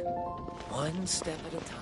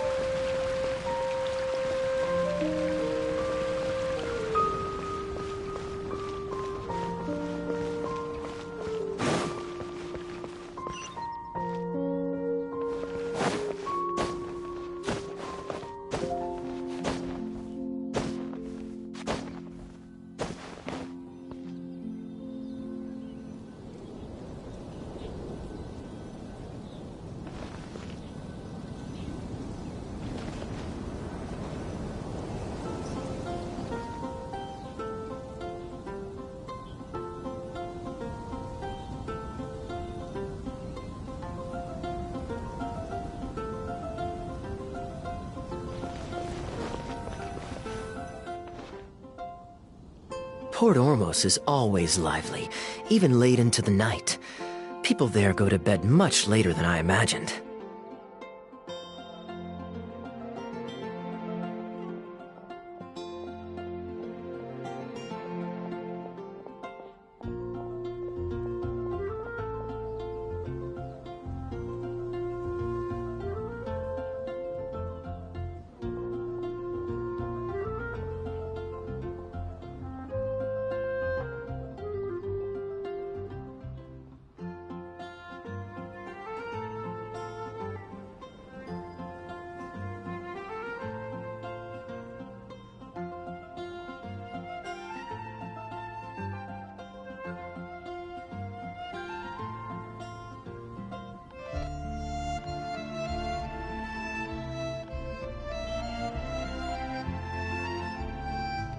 quite a stark contrast with Mondstadt.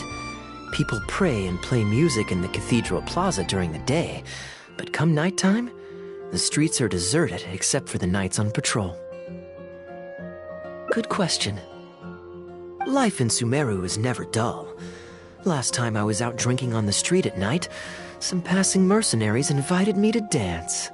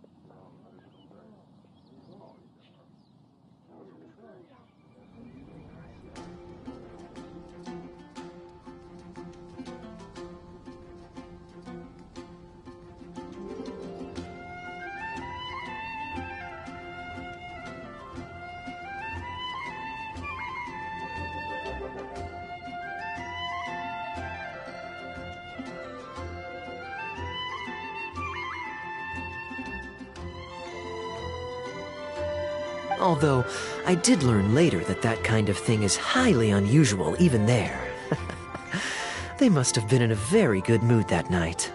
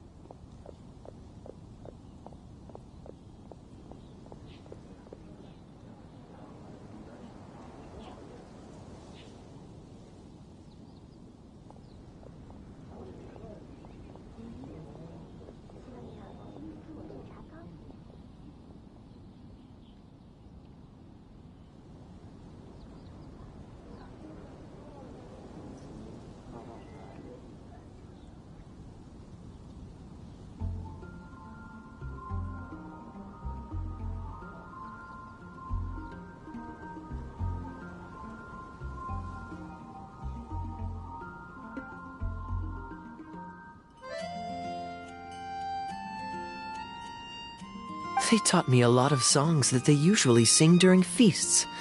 It really was a fun night.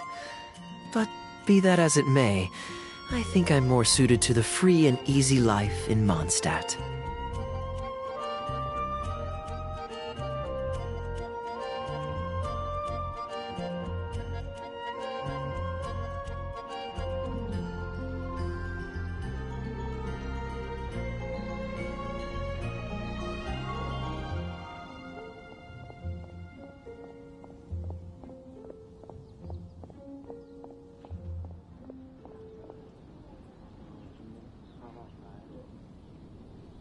Simple, honest folks like me, we don't need much to be content.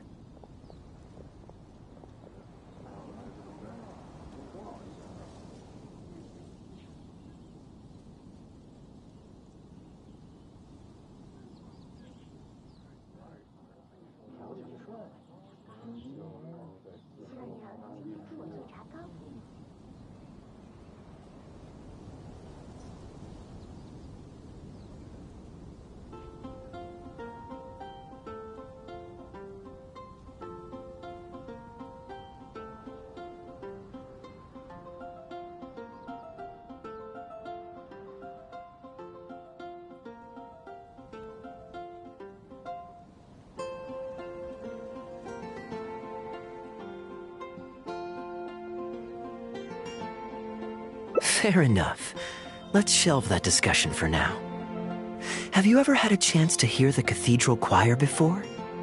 The hymns they sing are a whole tradition in their own right. Quite different from the folk songs that the bards play.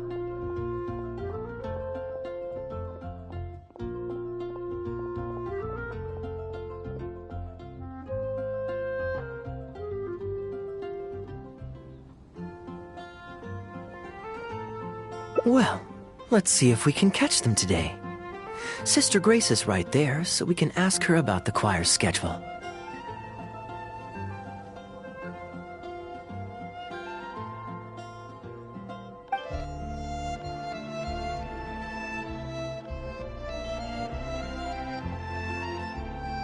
Excuse me, Sister Grace. Does the church choir have any performances coming up soon? Oh, I'm so sorry.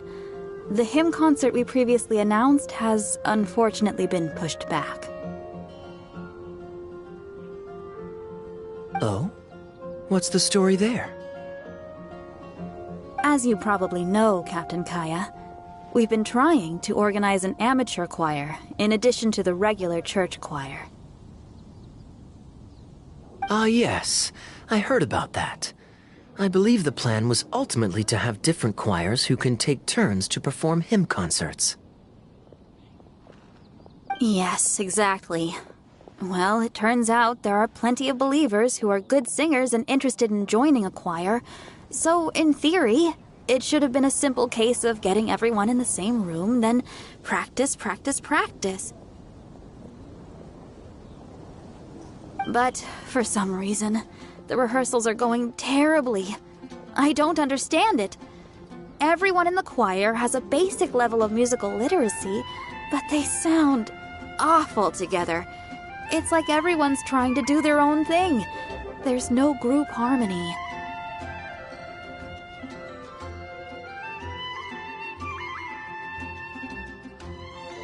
Maybe I'm just not musically gifted enough to give them the guidance they need. Captain Kaeya, I know you like listening to hymns. How good is your understanding of vocal music?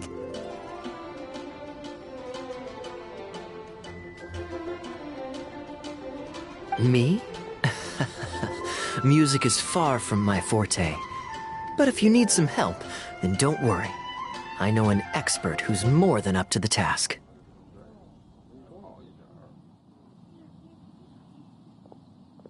Thank you so much, Captain Kaeya. Having some expert guidance will definitely be a great help.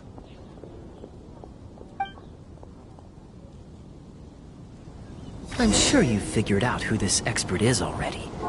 He has the best singing voice of any poet in Mondstadt, and understands poetry better than any other singer. Plus, he's exceptionally easy to find. 9 out of 10 times, he's in the tavern.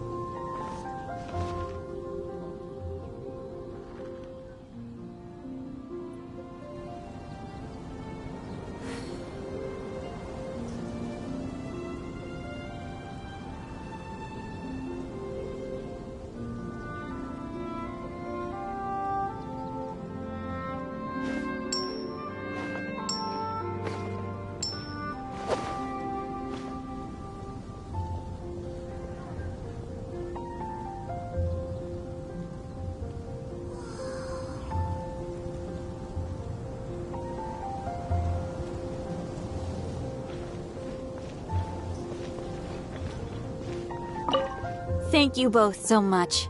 Having some expert guidance will definitely be a great help.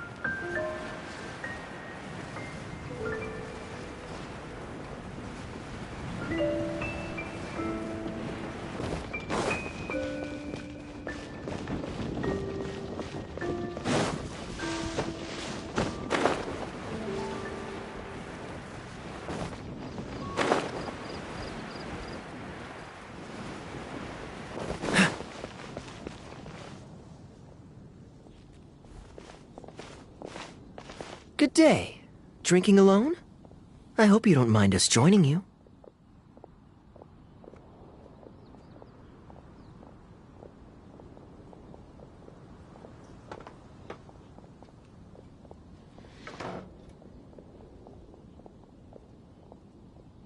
Hello, hello! Please, take a seat. We're all friends here.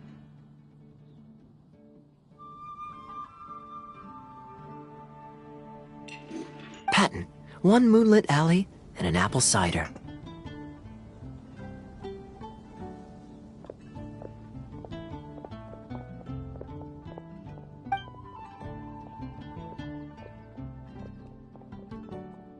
Ooh, excellent choices. Come on, let's have a toast and drain our glasses together. Here's to the time spent drinking with friends, which is more unforgettable than the drinks are delectable. Ever the poet, Professor Venti. A beautiful toast from the bard with the most. Any new songs of yours we could listen to? There's a real dearth of quality entertainment at the moment, since the cathedral's choir performance has been delayed again. Speaking of which, I trust you've heard Sister Grace's choir perform before? Of course! Though the format is a little on the formal side, they do sing quite beautifully. Very pleasant to listen to. So you'd say you enjoy listening to hymns? Let me think. Well, however it's expressed, as long as you can hear the singer's passion and joy in their voice, I consider it a phenomenal performance. Passion and joy, huh? An intriguing perspective. By this logic, I suppose Lord Barbados would also enjoy the choir's performances. Oh? And why is that?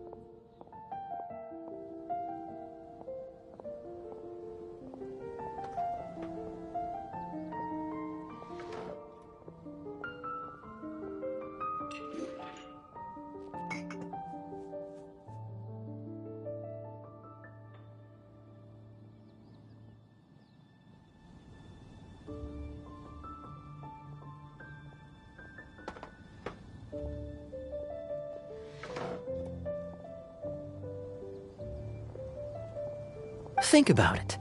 It's only because of his patient guidance and protection that the people of Mondstadt can now sing such beautiful hymns in the cathedral. It must be quite satisfying for him to hear a joyful people lift up their voices in song. Yes, well, that's a beautiful image filled with hope. But actually, maybe Barbados himself doesn't give it so much thought. In principle, the hymns of the cathedral are dedicated to a god. But in reality, the audience are all ordinary people with very worldly concerns. So what really matters is that the people enjoy what they're listening to.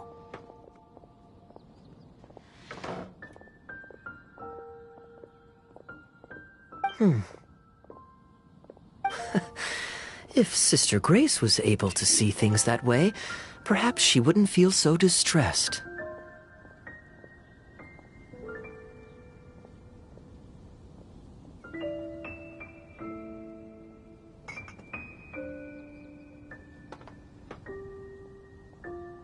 Huh? Distressed? About what?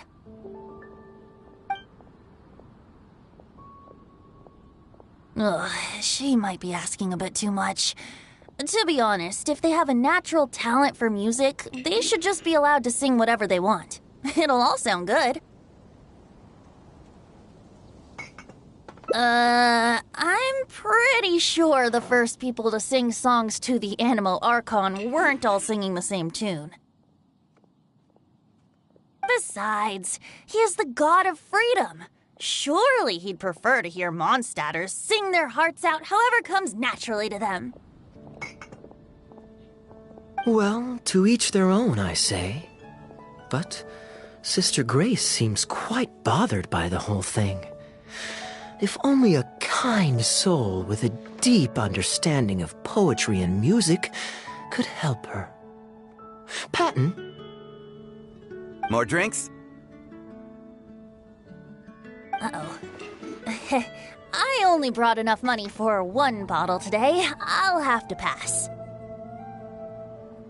Another bottle of apple cider for Venti, please, Patton. My treat. Wow! Thanks, Kaeya. You are one of the finest students ever to emerge from my fast-track love poetry class. I always did admire your enthusiasm and kindness. With the aid of this bottle, a humble bard's woes are whisked away on the wind. And so it falls to this humble bard to pass the blessing on to another.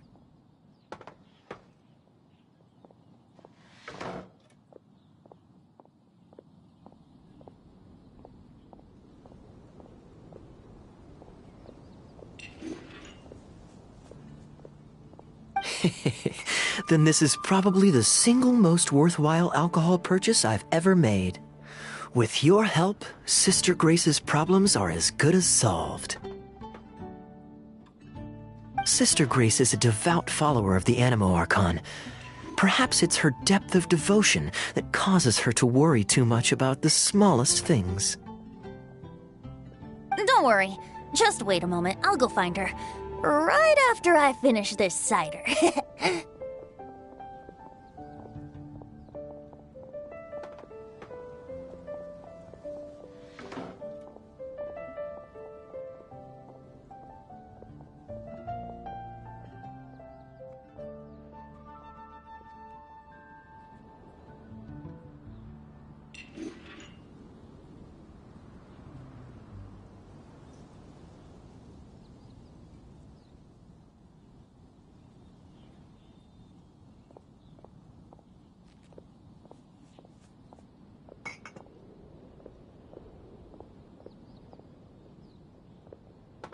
The next time you visit her, our sweet sister shall be sad no more.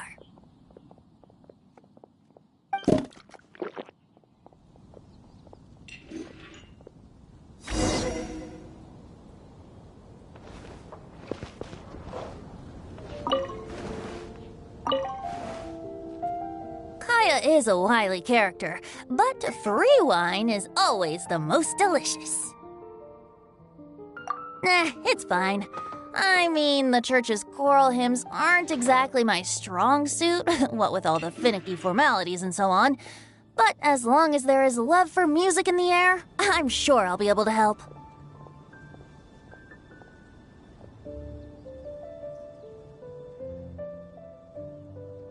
Hey, if I'm happy and Sister Grace is happy and the audience is happy, that's a great thing, isn't it?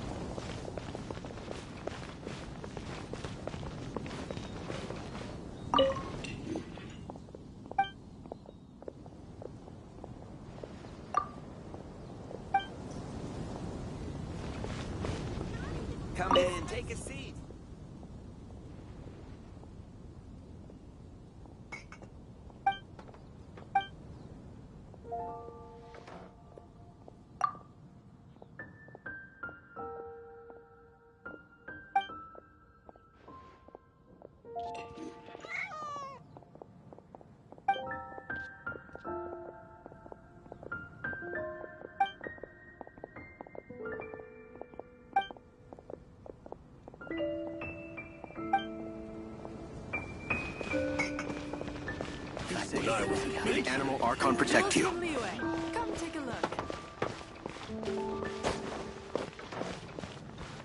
The neighboring nation of Liyue has the most prosperous bird. Almost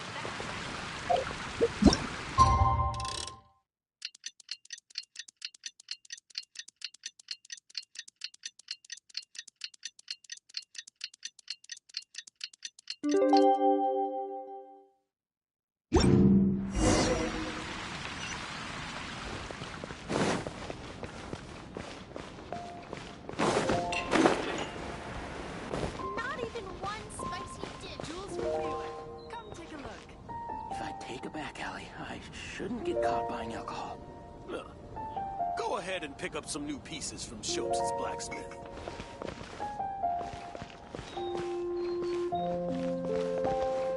You gotta try dog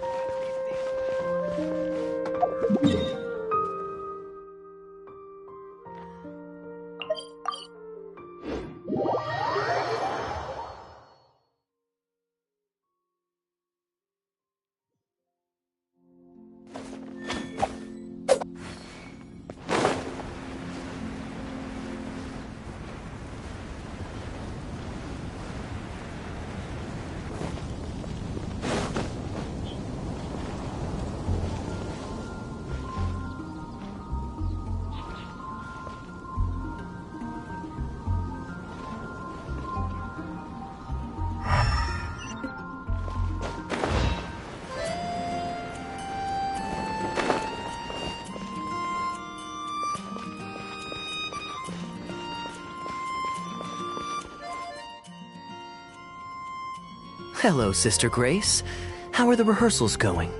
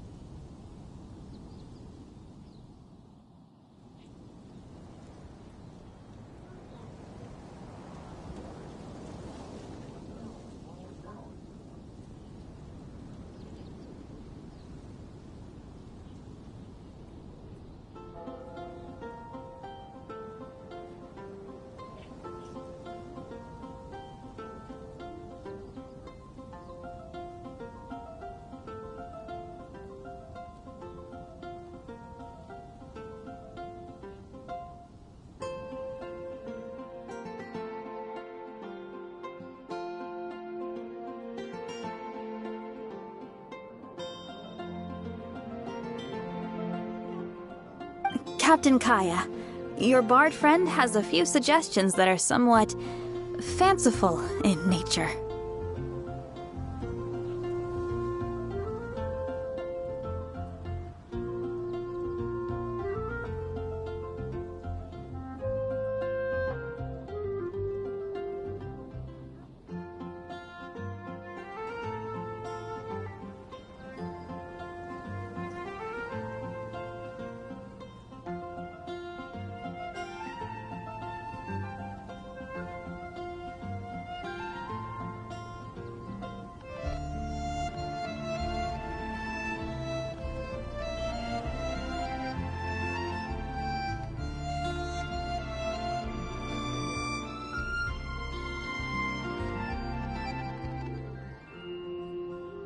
Fanciful in the sense of not worth adopting? Is that what you mean?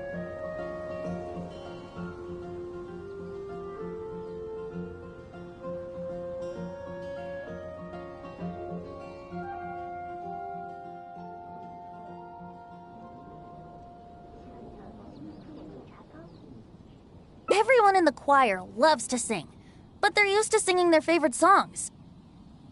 Suddenly asking them to sing in perfect harmony like a church choir with years of experience is just too difficult. So, why ask them to adjust to the demands of those staid old church hymns when you could just create a new song for them? One that they'll be able to grasp quickly? If you want, I could help. Church choirs typically stick to traditional hymns. This is certainly an innovative idea.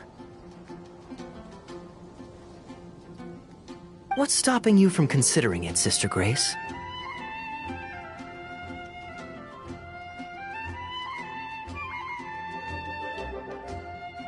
While I don't expect a recently established amateur choir to perform on par with our own church choir, this would be a major departure from tradition. I'm just not convinced that it's appropriate.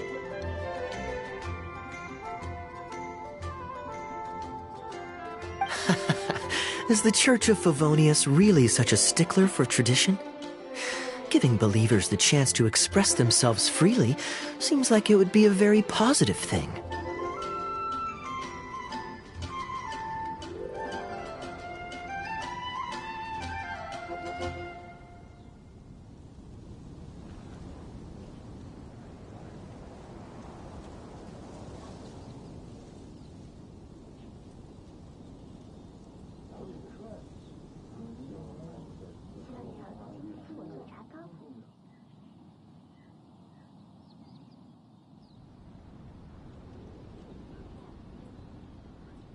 So, Venti, do you think the Animo Archon would like to hear a new melody? Of course! This was the wish of the people when New Mondstadt was first founded.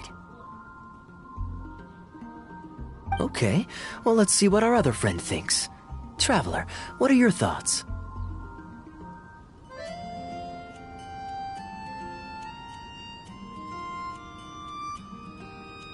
Another vote of confidence. Maybe there's hope for this idea yet. Maybe it's just a generational thing, but... Oh, well, it's not a completely unreasonable idea. I suppose it can't hurt to try.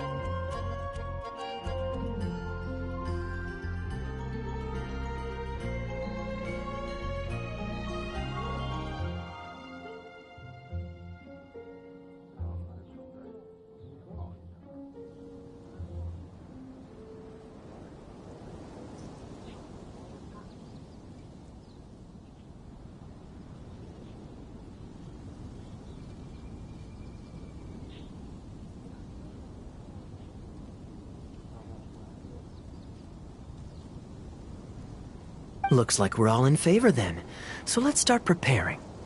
Sister Grace, could we trouble you to inform the choir members?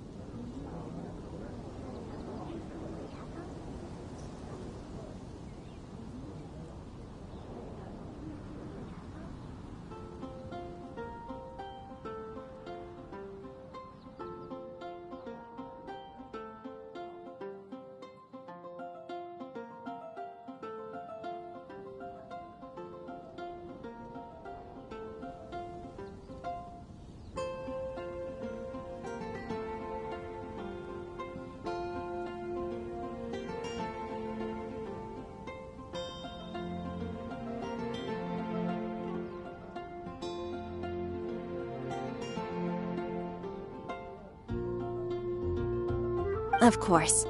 I'll tell them now, and then we'll give this a try. Should we find some people to help us compose the lyrics? If this is to be a new song of the people, then the more fresh ideas we have, the better.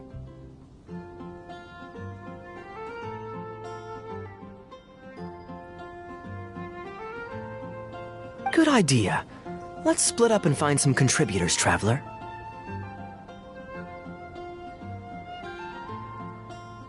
Let me think.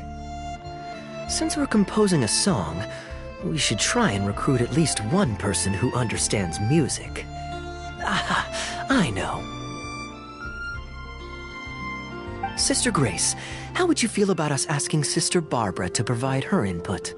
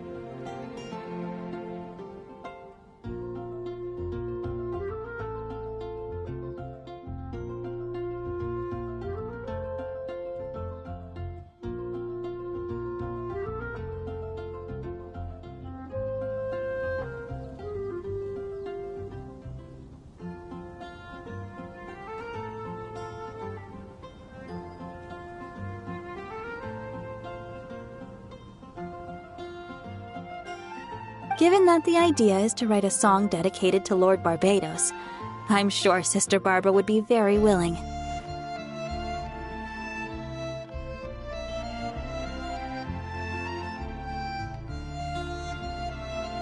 Perfect. Traveler, why don't you head into the cathedral and invite Sister Barbara to join us? I'll look for another friend who's interested in helping us.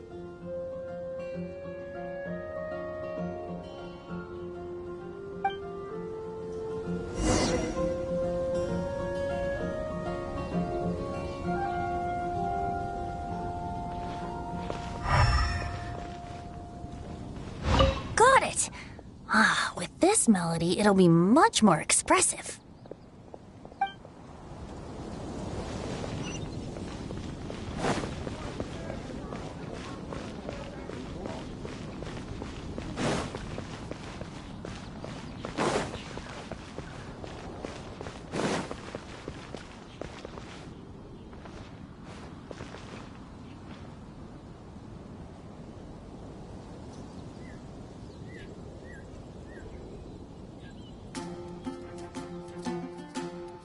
Anything the knights can do for you?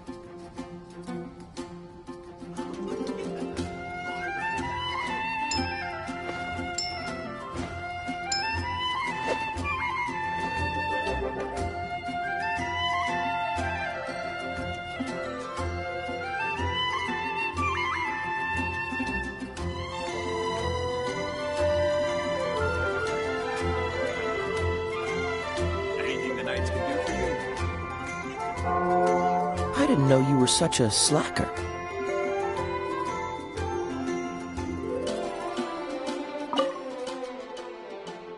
Let the wind lead. Traveler, it's been a long time since I last saw you in the cathedral.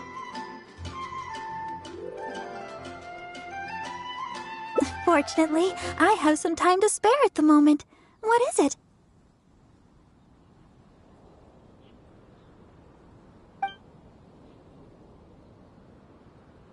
Oh, I see! What an interesting idea!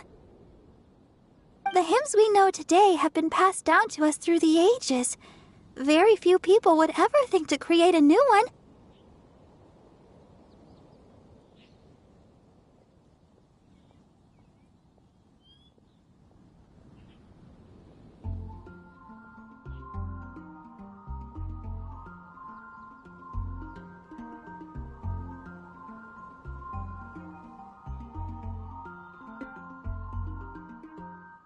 But as long as we put our hearts into it and write with reverence and devotion, perhaps our new song can become part of the tradition that is passed on and bring joy to future generations. I never imagined that the Bard would come up with such an amazing suggestion. I'd really love to be a part of this.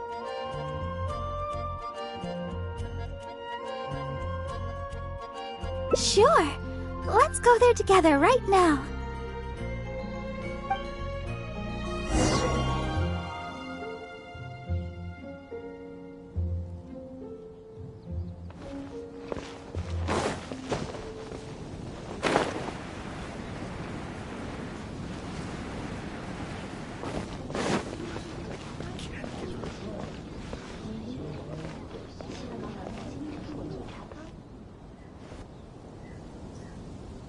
Ah, you're here.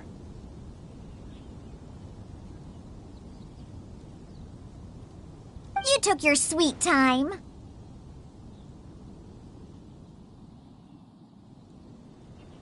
Psh, I've seen Kaeya play Genius Invocation TCG, making up a bunch of baloney to distract his opponents. He's a trickster, plain and simple. So now, I gotta check with you guys to see if what he's saying is true.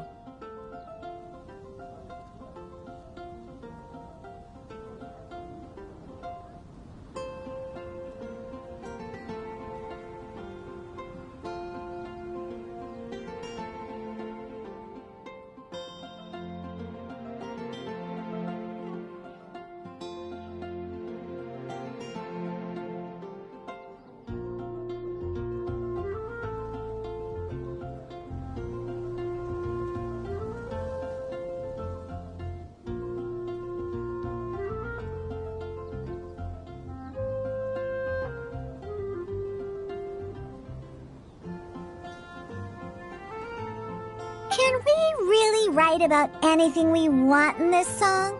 Even the evils of Mondstadt's wine industry? And is the choir really gonna perform it publicly? So everyone on the streets will hear it?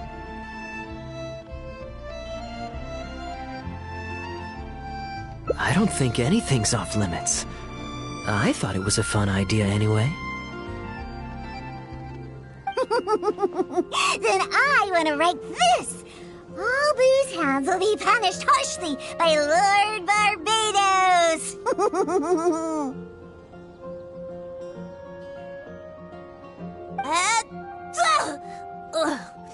That's a very novel idea indeed.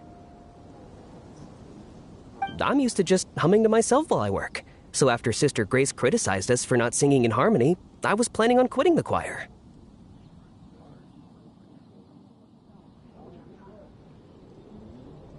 I never thought we'd be able to just sing what we wanted. Whew, what a relief. Plus, we get to write a song with Sister Barbara. I'm so honored! Thank you, everyone. Why don't we start by picking a theme for this song?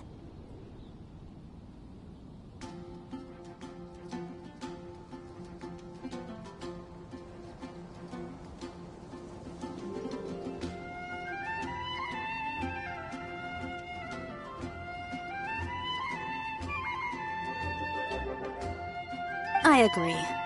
Traditionally speaking, the theme should be Praise be to the gentle and loving Lord Barbados. I expect that Professor Venti might feel that topic is overdone and lacks originality, and that it may not be to Lord Barbados's liking.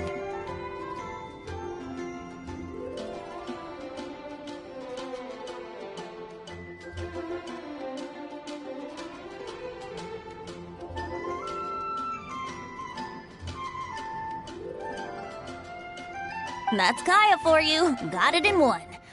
I'd suggest that everyone start by thinking of the little things in life that bring you joy.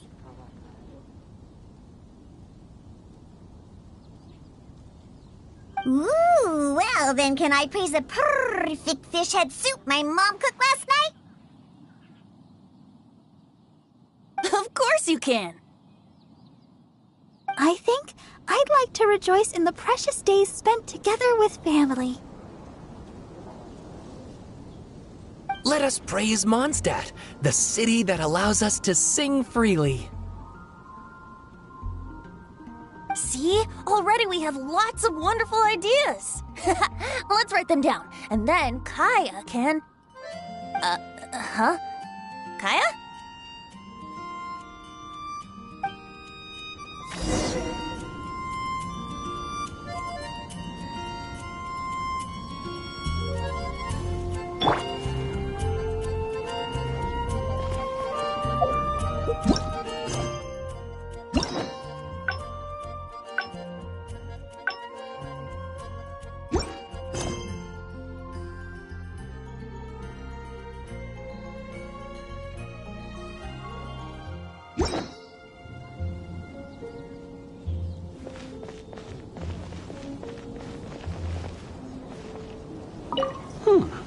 What should I sing about? Home of the Windborn. What do you think of that? Surely the song should at least mention Lord Barbados.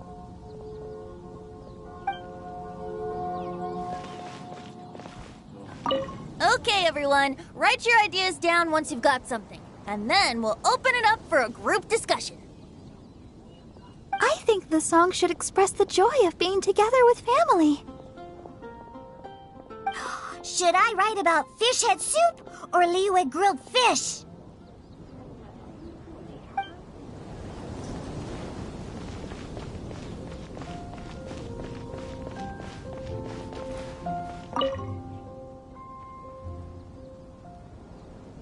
What are you doing here?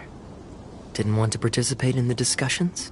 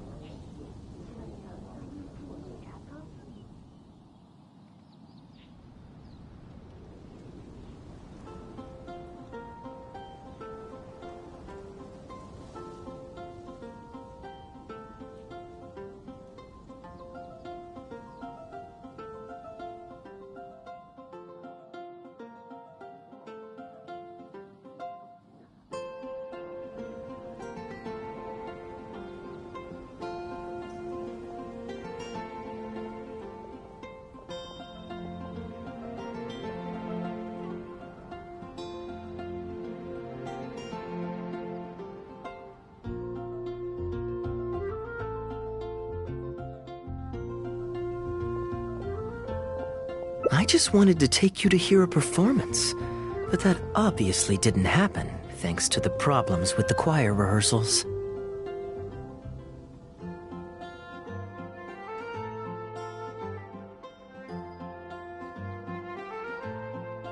The rehearsals are now back on track, so I've done my part. If I stay here any longer, I'll probably get roped into singing with them.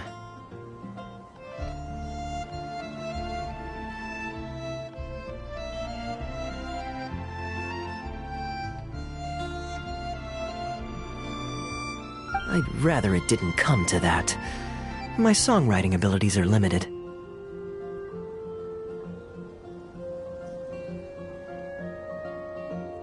If doing nothing but loitering on the plaza enjoying the scenery all day is the only way to relax, then I suppose I didn't get to relax.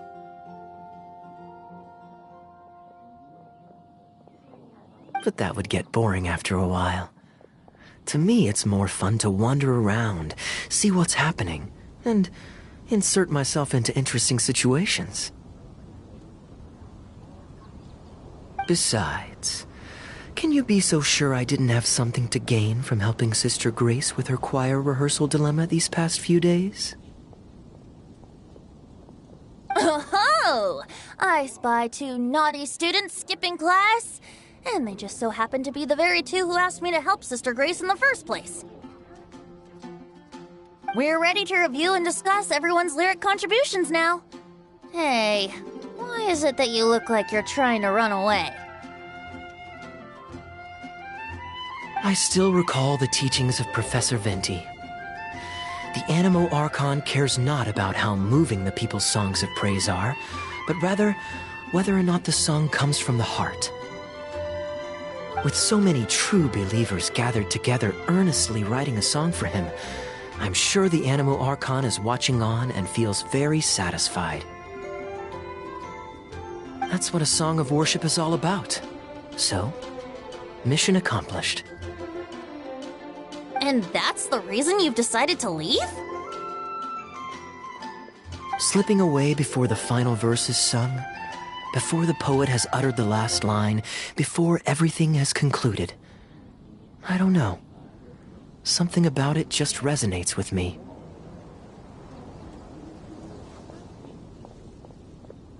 Oh no. You've seen right through me.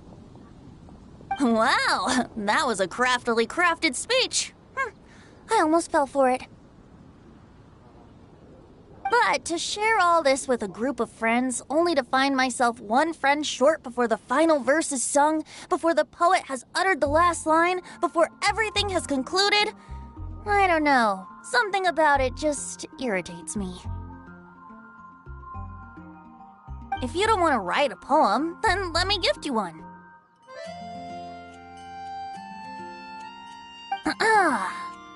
Abandoned to whatever fortune the cruel waters bring, bereft of control, directionless I swing. The swift currents surge, and onward I urge, through the snow and frost that fall and winter bring. Majestic waves cresting, surf roaring its tail, none but the ocean to hear as I sing. The stars in my eyes as I chart toward the horizon, that into one day from the endless dome of night I shall spring. If you are a chaser of freedom, the animal Archon will bless you. So why not let those feelings out and sing with everyone? A boat that has come unmoored will not get lost in the night, but sail towards the dawn. A beautiful image. Of course, you don't have to believe in it, but the winds of Mondstadt will guide every lost ship back to safe harbor. Well, after a fine poem like that, it would be plain rude of me not to rejoin you. Let's head back together. You two, of all people, have to be there for the grand finale.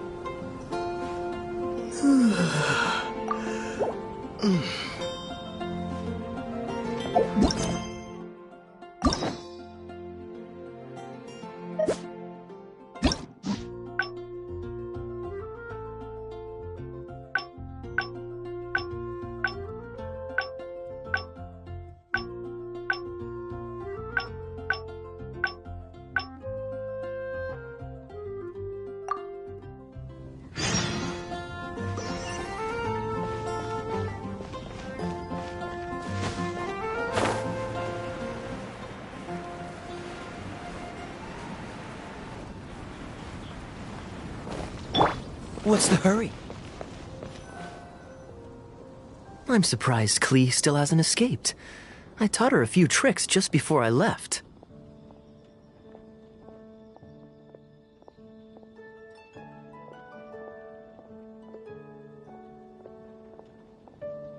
Kids will always have their moments of mischief, but to be able to grow up without a worry or care in the world is something truly precious. Well, now that all the gifts for the Knights of Favonius are with Jean, next up is... Ooh, how about we visit the Dawn Winery under the pretext of delivering souvenirs and try to score some free wine? It's been a long time since I last saw everyone there. Plus, it'll be the perfect time to treat you to some of their newest brews. Diluc should be there tomorrow since he has business to deal with. But then there's nothing scheduled for the day after tomorrow, so perhaps it'll be easier to get free wine then. What do you think? When should we go? That works. Then I guess we'll see Diluc. Let's meet at the front entrance of the Dawn Winery tomorrow.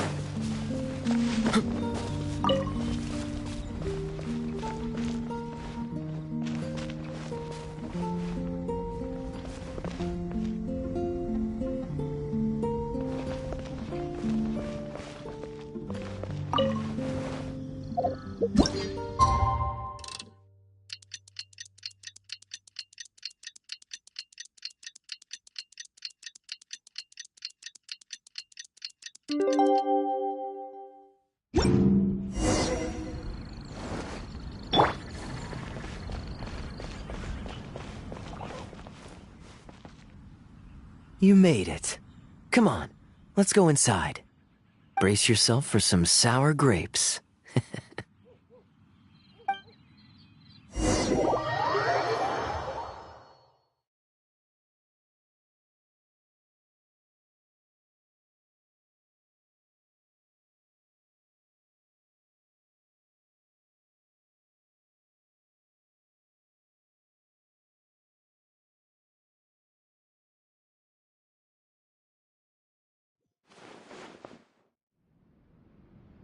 If you're not feeling well, then let me go this time. Oh, I'm fine. It's not serious. Oh, I'm sorry. I hope I'm not interrupting anything important.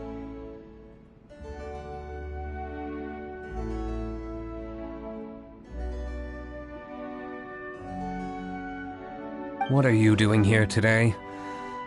And I see you've brought a +1. Oh, it's nothing particularly pressing. It's just that we recently returned from Sumeru, and given how long it's been since we last visited the winery, we thought we'd drop by and say hello.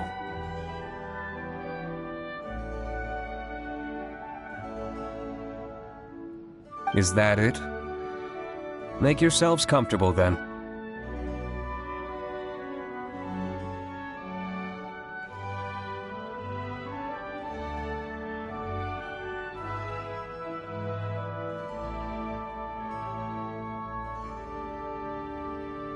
Oh, do you really mean that? Because my definition of comfortable happens to involve prodigious amounts of your finest wines. Speaking of which, I'm curious where you store the wine these days. Is it the same place as it always used to be?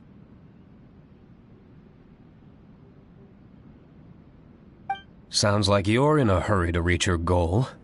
Been plotting this raid for a long time?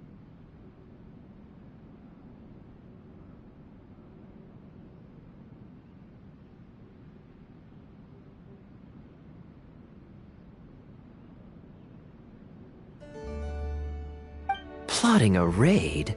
Why, you misunderstand me. The truth is, a rumor happened to reach my ears recently. My informants tell me that last month, the Dawn Winery spent a large sum of mora on 2 bottles of limited edition Northland Valberry liquor. However, it turns out that they were likely just cheap knockoffs masquerading as the real thing. Of course, a teetotaler like yourself would struggle to tell the difference. So why not get a connoisseur to help you appraise the quality? Oh, wait. But the sterling reputation of Dawn Winery is at stake. Why, if you really purchased bootleg liquor, that would be scandalous.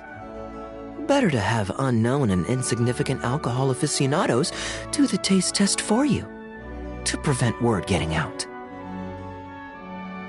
Quite the story. You used that one last year. Got anything else?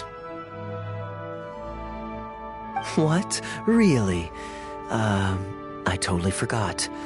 In that case, how about the principle of reciprocity? Here, this is for you. I bought it for you in Sumeru, and it cost a veritable mountain of mora.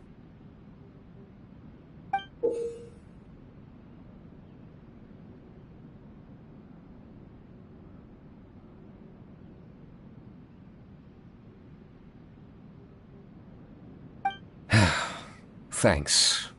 Put it on the table. That's it? No comment whatsoever? You want a comment? Okay, then. This thing is very in line with your unique aesthetic tastes. Much like that vase over there. Elzer, fetch a bottle of this year's newest batch from the warehouse, or else someone will keep blathering on with endless excuses.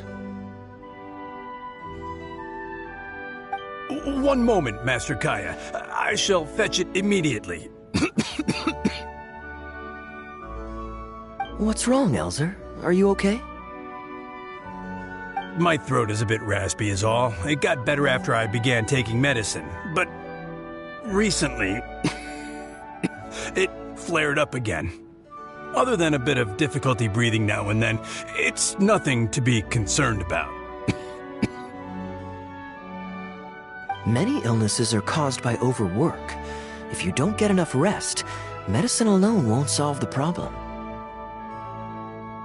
Surely you should have long since handed over the work of the winery to Diluc by now. You can't keep being Diluc's butler. He's becoming a louse. Actually, most of the time he... Take some time off, Elzer. Don't put it off any longer. I'll handle the guild matters. It's important to take care of your health. You have to take it seriously. And, cavalry captain, you would do well to remember that brevity is the soul of wit.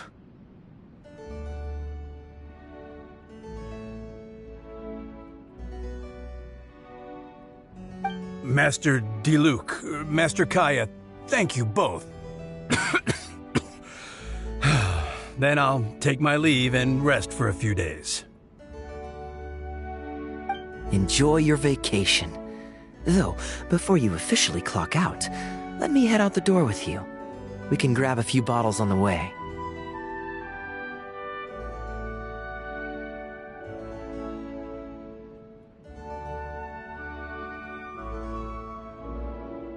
There's nothing quite like enjoying a quality wine while feeling the gentle breeze against your face.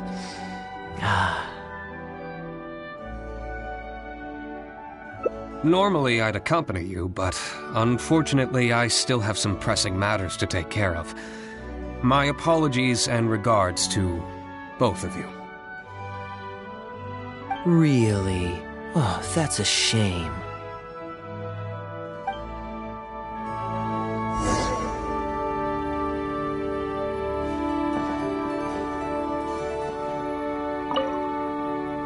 Where's Kaeya? Gone already? Right now, just the usual day-to-day winery business. But I'll be attending a meeting in Elzer's place shortly. The meeting concerns research and development of new beverages, and involves collaboration between several different wineries. It makes more sense for me to attend anyway.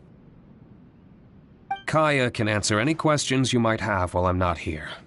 He's quite familiar with the winery.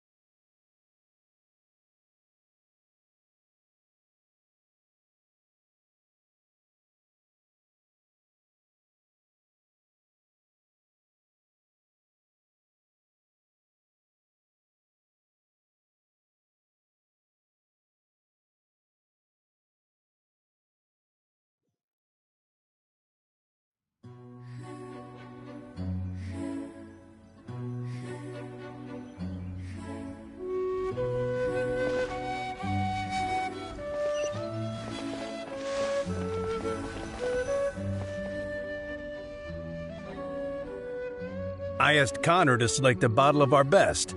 He'll bring it by shortly. You asked Connor? He hasn't seen you in a while. He's just happy to be able to do this for you. Considerate as ever. Ah, Elzer, I also brought you a gift. Here, this belt buckle's for you. Such artistry. Thank you very much indeed. I'll put it on as soon as I get home. Glad you like it. Go on, enjoy your time off. And don't forget to see a doctor. Very well, Master Kaeya. I'll be taking my leave now.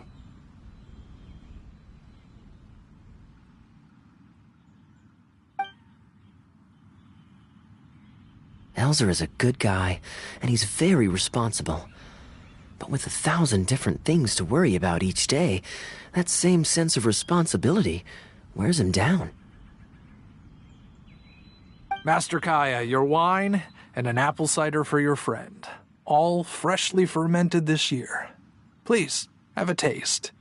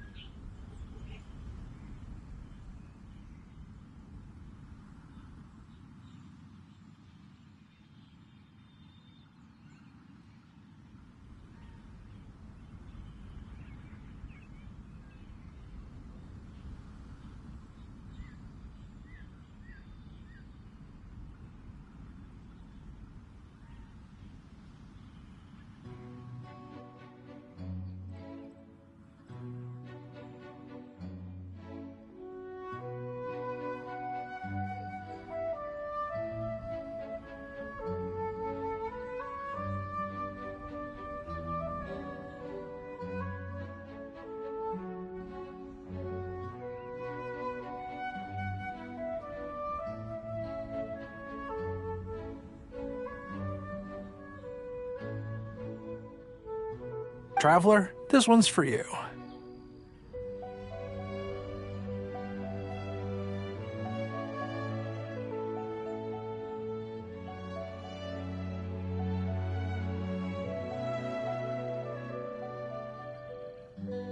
Oh, very clear. And a full-bodied aroma. That's rather nice.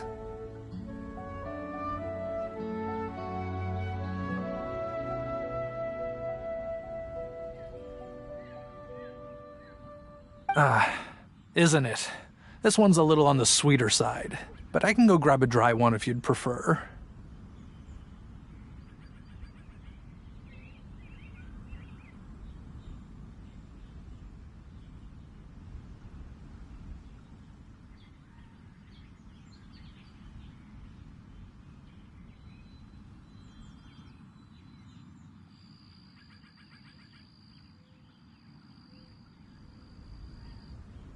No need. Sweet is just fine. Let's drink one together. Don't mind if I do. I haven't caught up with you like this in a long time. We used to always pour the first glass for you when cracking open a new barrel. With you gone these past few years, I've had to drink it for you. Well, since it wasn't me harvesting the grapes, de-stemming, or crushing them, it's much more fitting that you should take the first taste. It's an important step in the winemaking process. After harvesting the grapes, the stems have to be removed prior to fermentation, or they'll affect the quality. If you'd like, Traveler, you can help us harvest some grapes. Winemaking can be quite a lot of fun.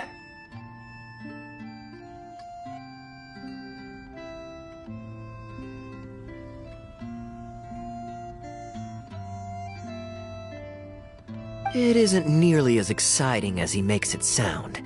Your back will be in so much pain after picking grapes that you won't be able to stand up straight.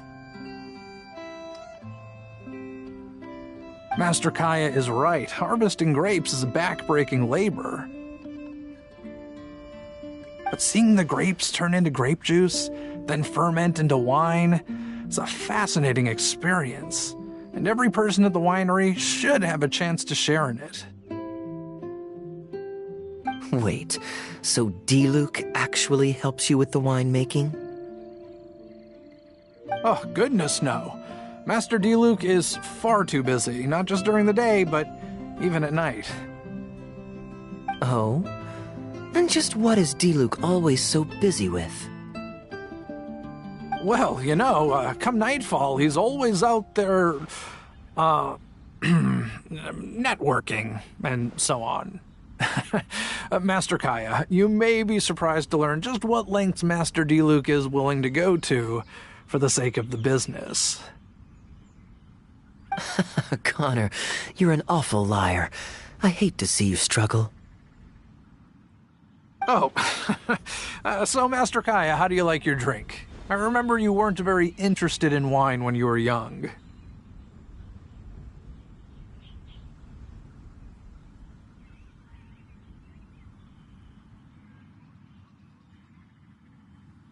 That was because the adults said children weren't allowed even a drop. Don't you remember how much trouble D-Luke got in that time he snuck a drink? Ah, yes, of course. Adeline even covered for the two of you. But on a serious note, having grown up at a winery, I spent my childhood watching Tunner plant the grape seeds, waiting for them to ripen on the vine, harvesting them together and waiting for the alcohol to ferment.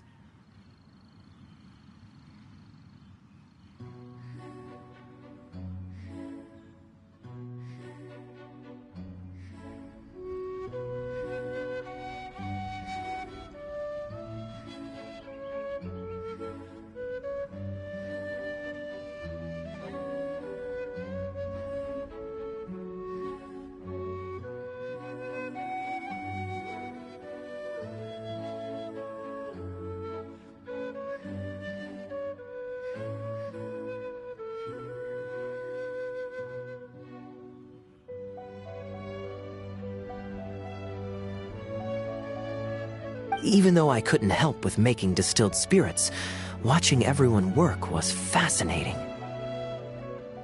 How could anyone not love to drink with a childhood like that? So, let us raise a glass to wine itself, and in thanks to the gracious hospitality the winery has shown us today. Hear, hear, to Dawn Winery.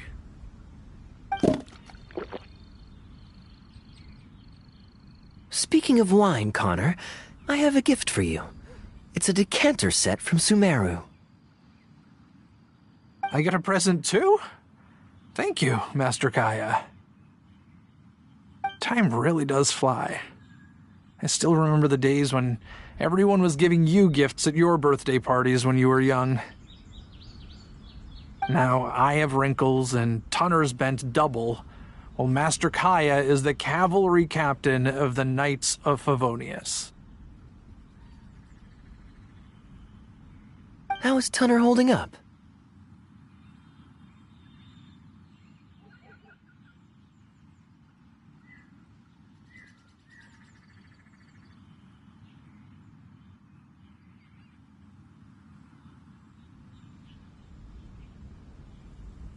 He's still tough, but getting on in years, so some things just aren't as easy as they were.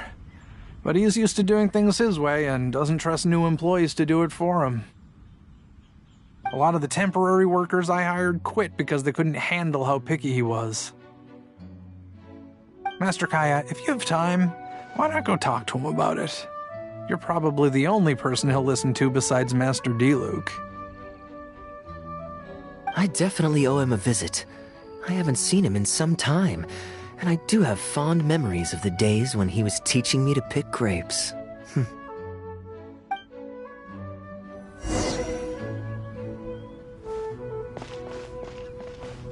The art of winemaking is fascinating. Would you like to try and learn?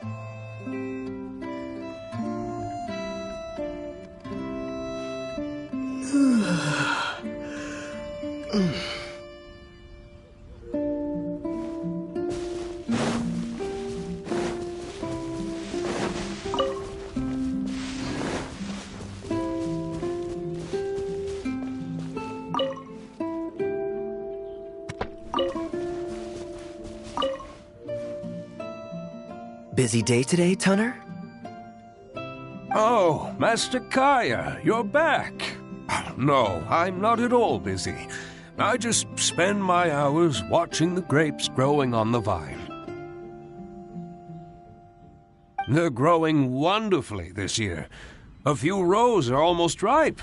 We've already begun harvesting them these past few days, so that'll keep me occupied.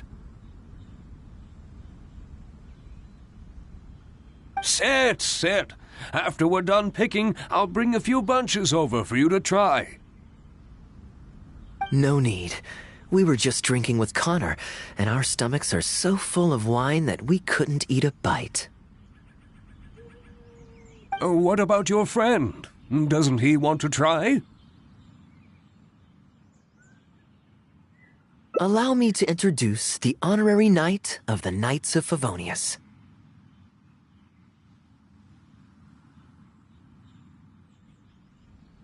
Ah, the honorary knight in the flesh. There are so many talented people in the Knights of Favonius. You all have bright futures ahead of you.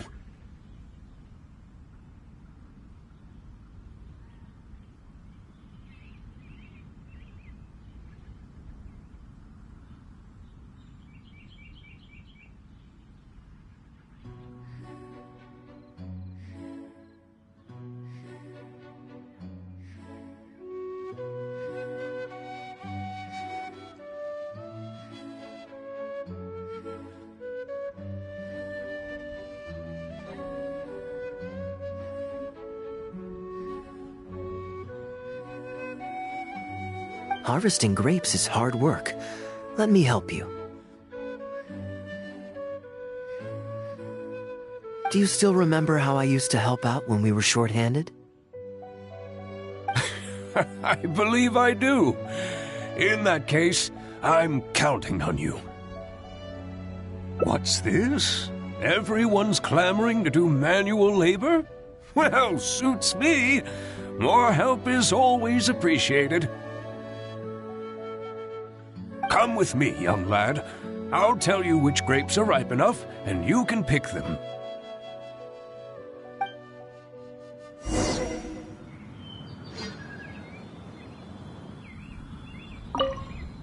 Happy to have another helper. Now, let's go pick some grapes.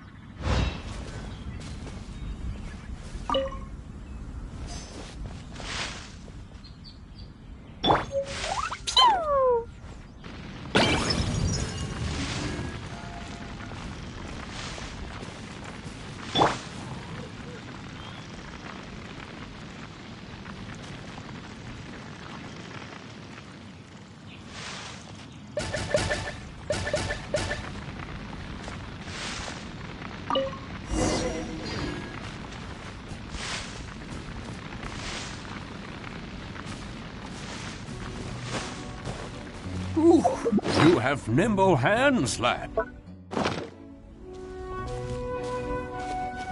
Fortunately, the young master has a good head on his shoulders.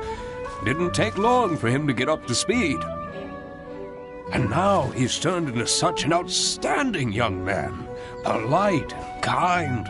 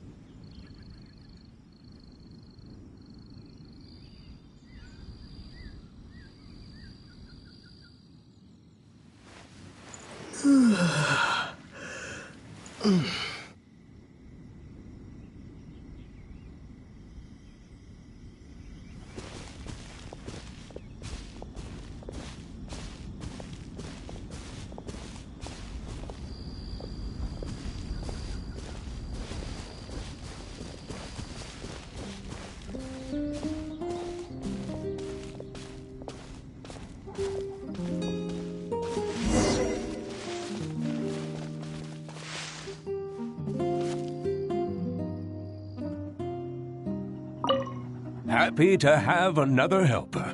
Now, let's go pick some grapes.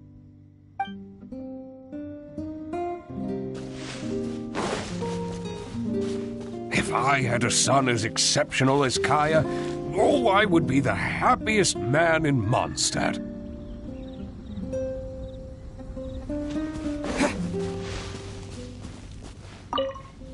Winery rules state that whoever picks the most grapes without damaging them gets to drink the first glass from the new batch.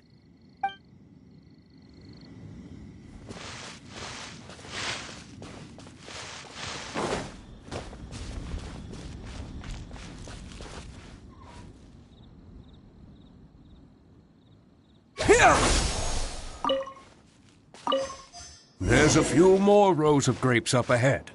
Let's finish picking them together. Careful not to damage the grapes when you pinch the stem.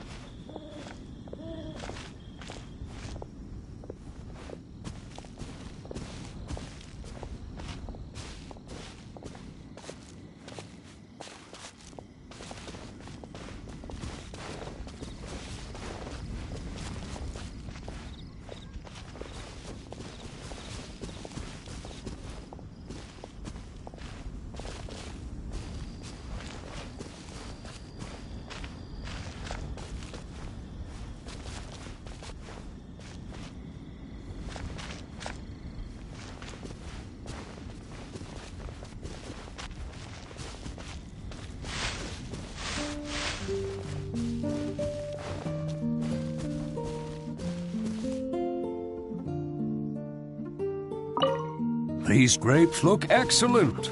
You're a fast learner.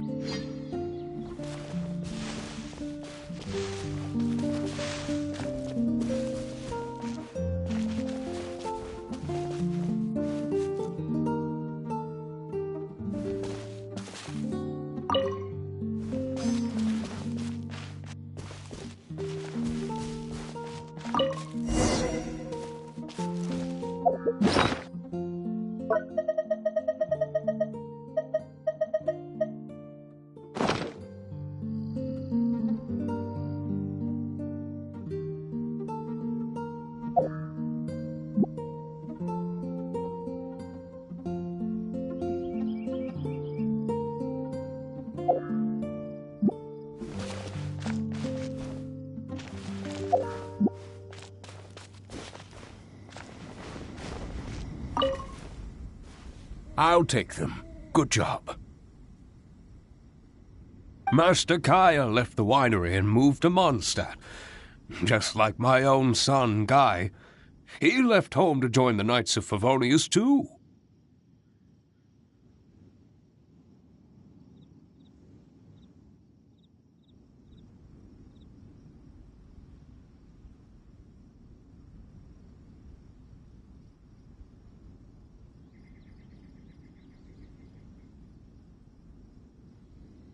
I don't know him like Miss Adeline or Master Diluc do, but I know that no matter how old your child gets, they always need a home they can come back to. And without family by your side, you at least need the companionship of friends. I've been working here for decades and watched him grow up with my own 2 eyes. Sometimes I get the sense that there is something bothering him. Something deep-rooted. But he guards his secrets closely. Or perhaps he just doesn't want to involve us. After all, I doubt that we could help him. I can see that you have a good relationship with Master Kaeya. Please look after him. He's very dear to us.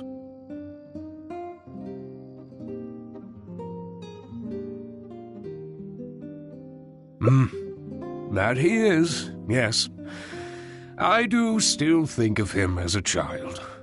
It takes time for an old man's mind to adjust. Wonderful, wonderful. Knowing that he has a friend like you, we here at the winery can be happy for him. You're looking very happy, Tunner. Was the traveler telling you some jokes? No jokes. I've received a letter from my son, Guy. He's really going places. I'm so delighted.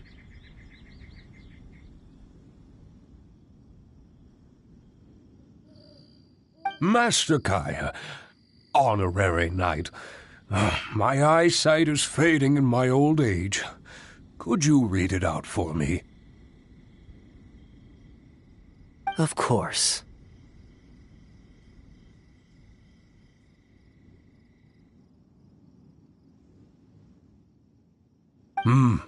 Thank you both.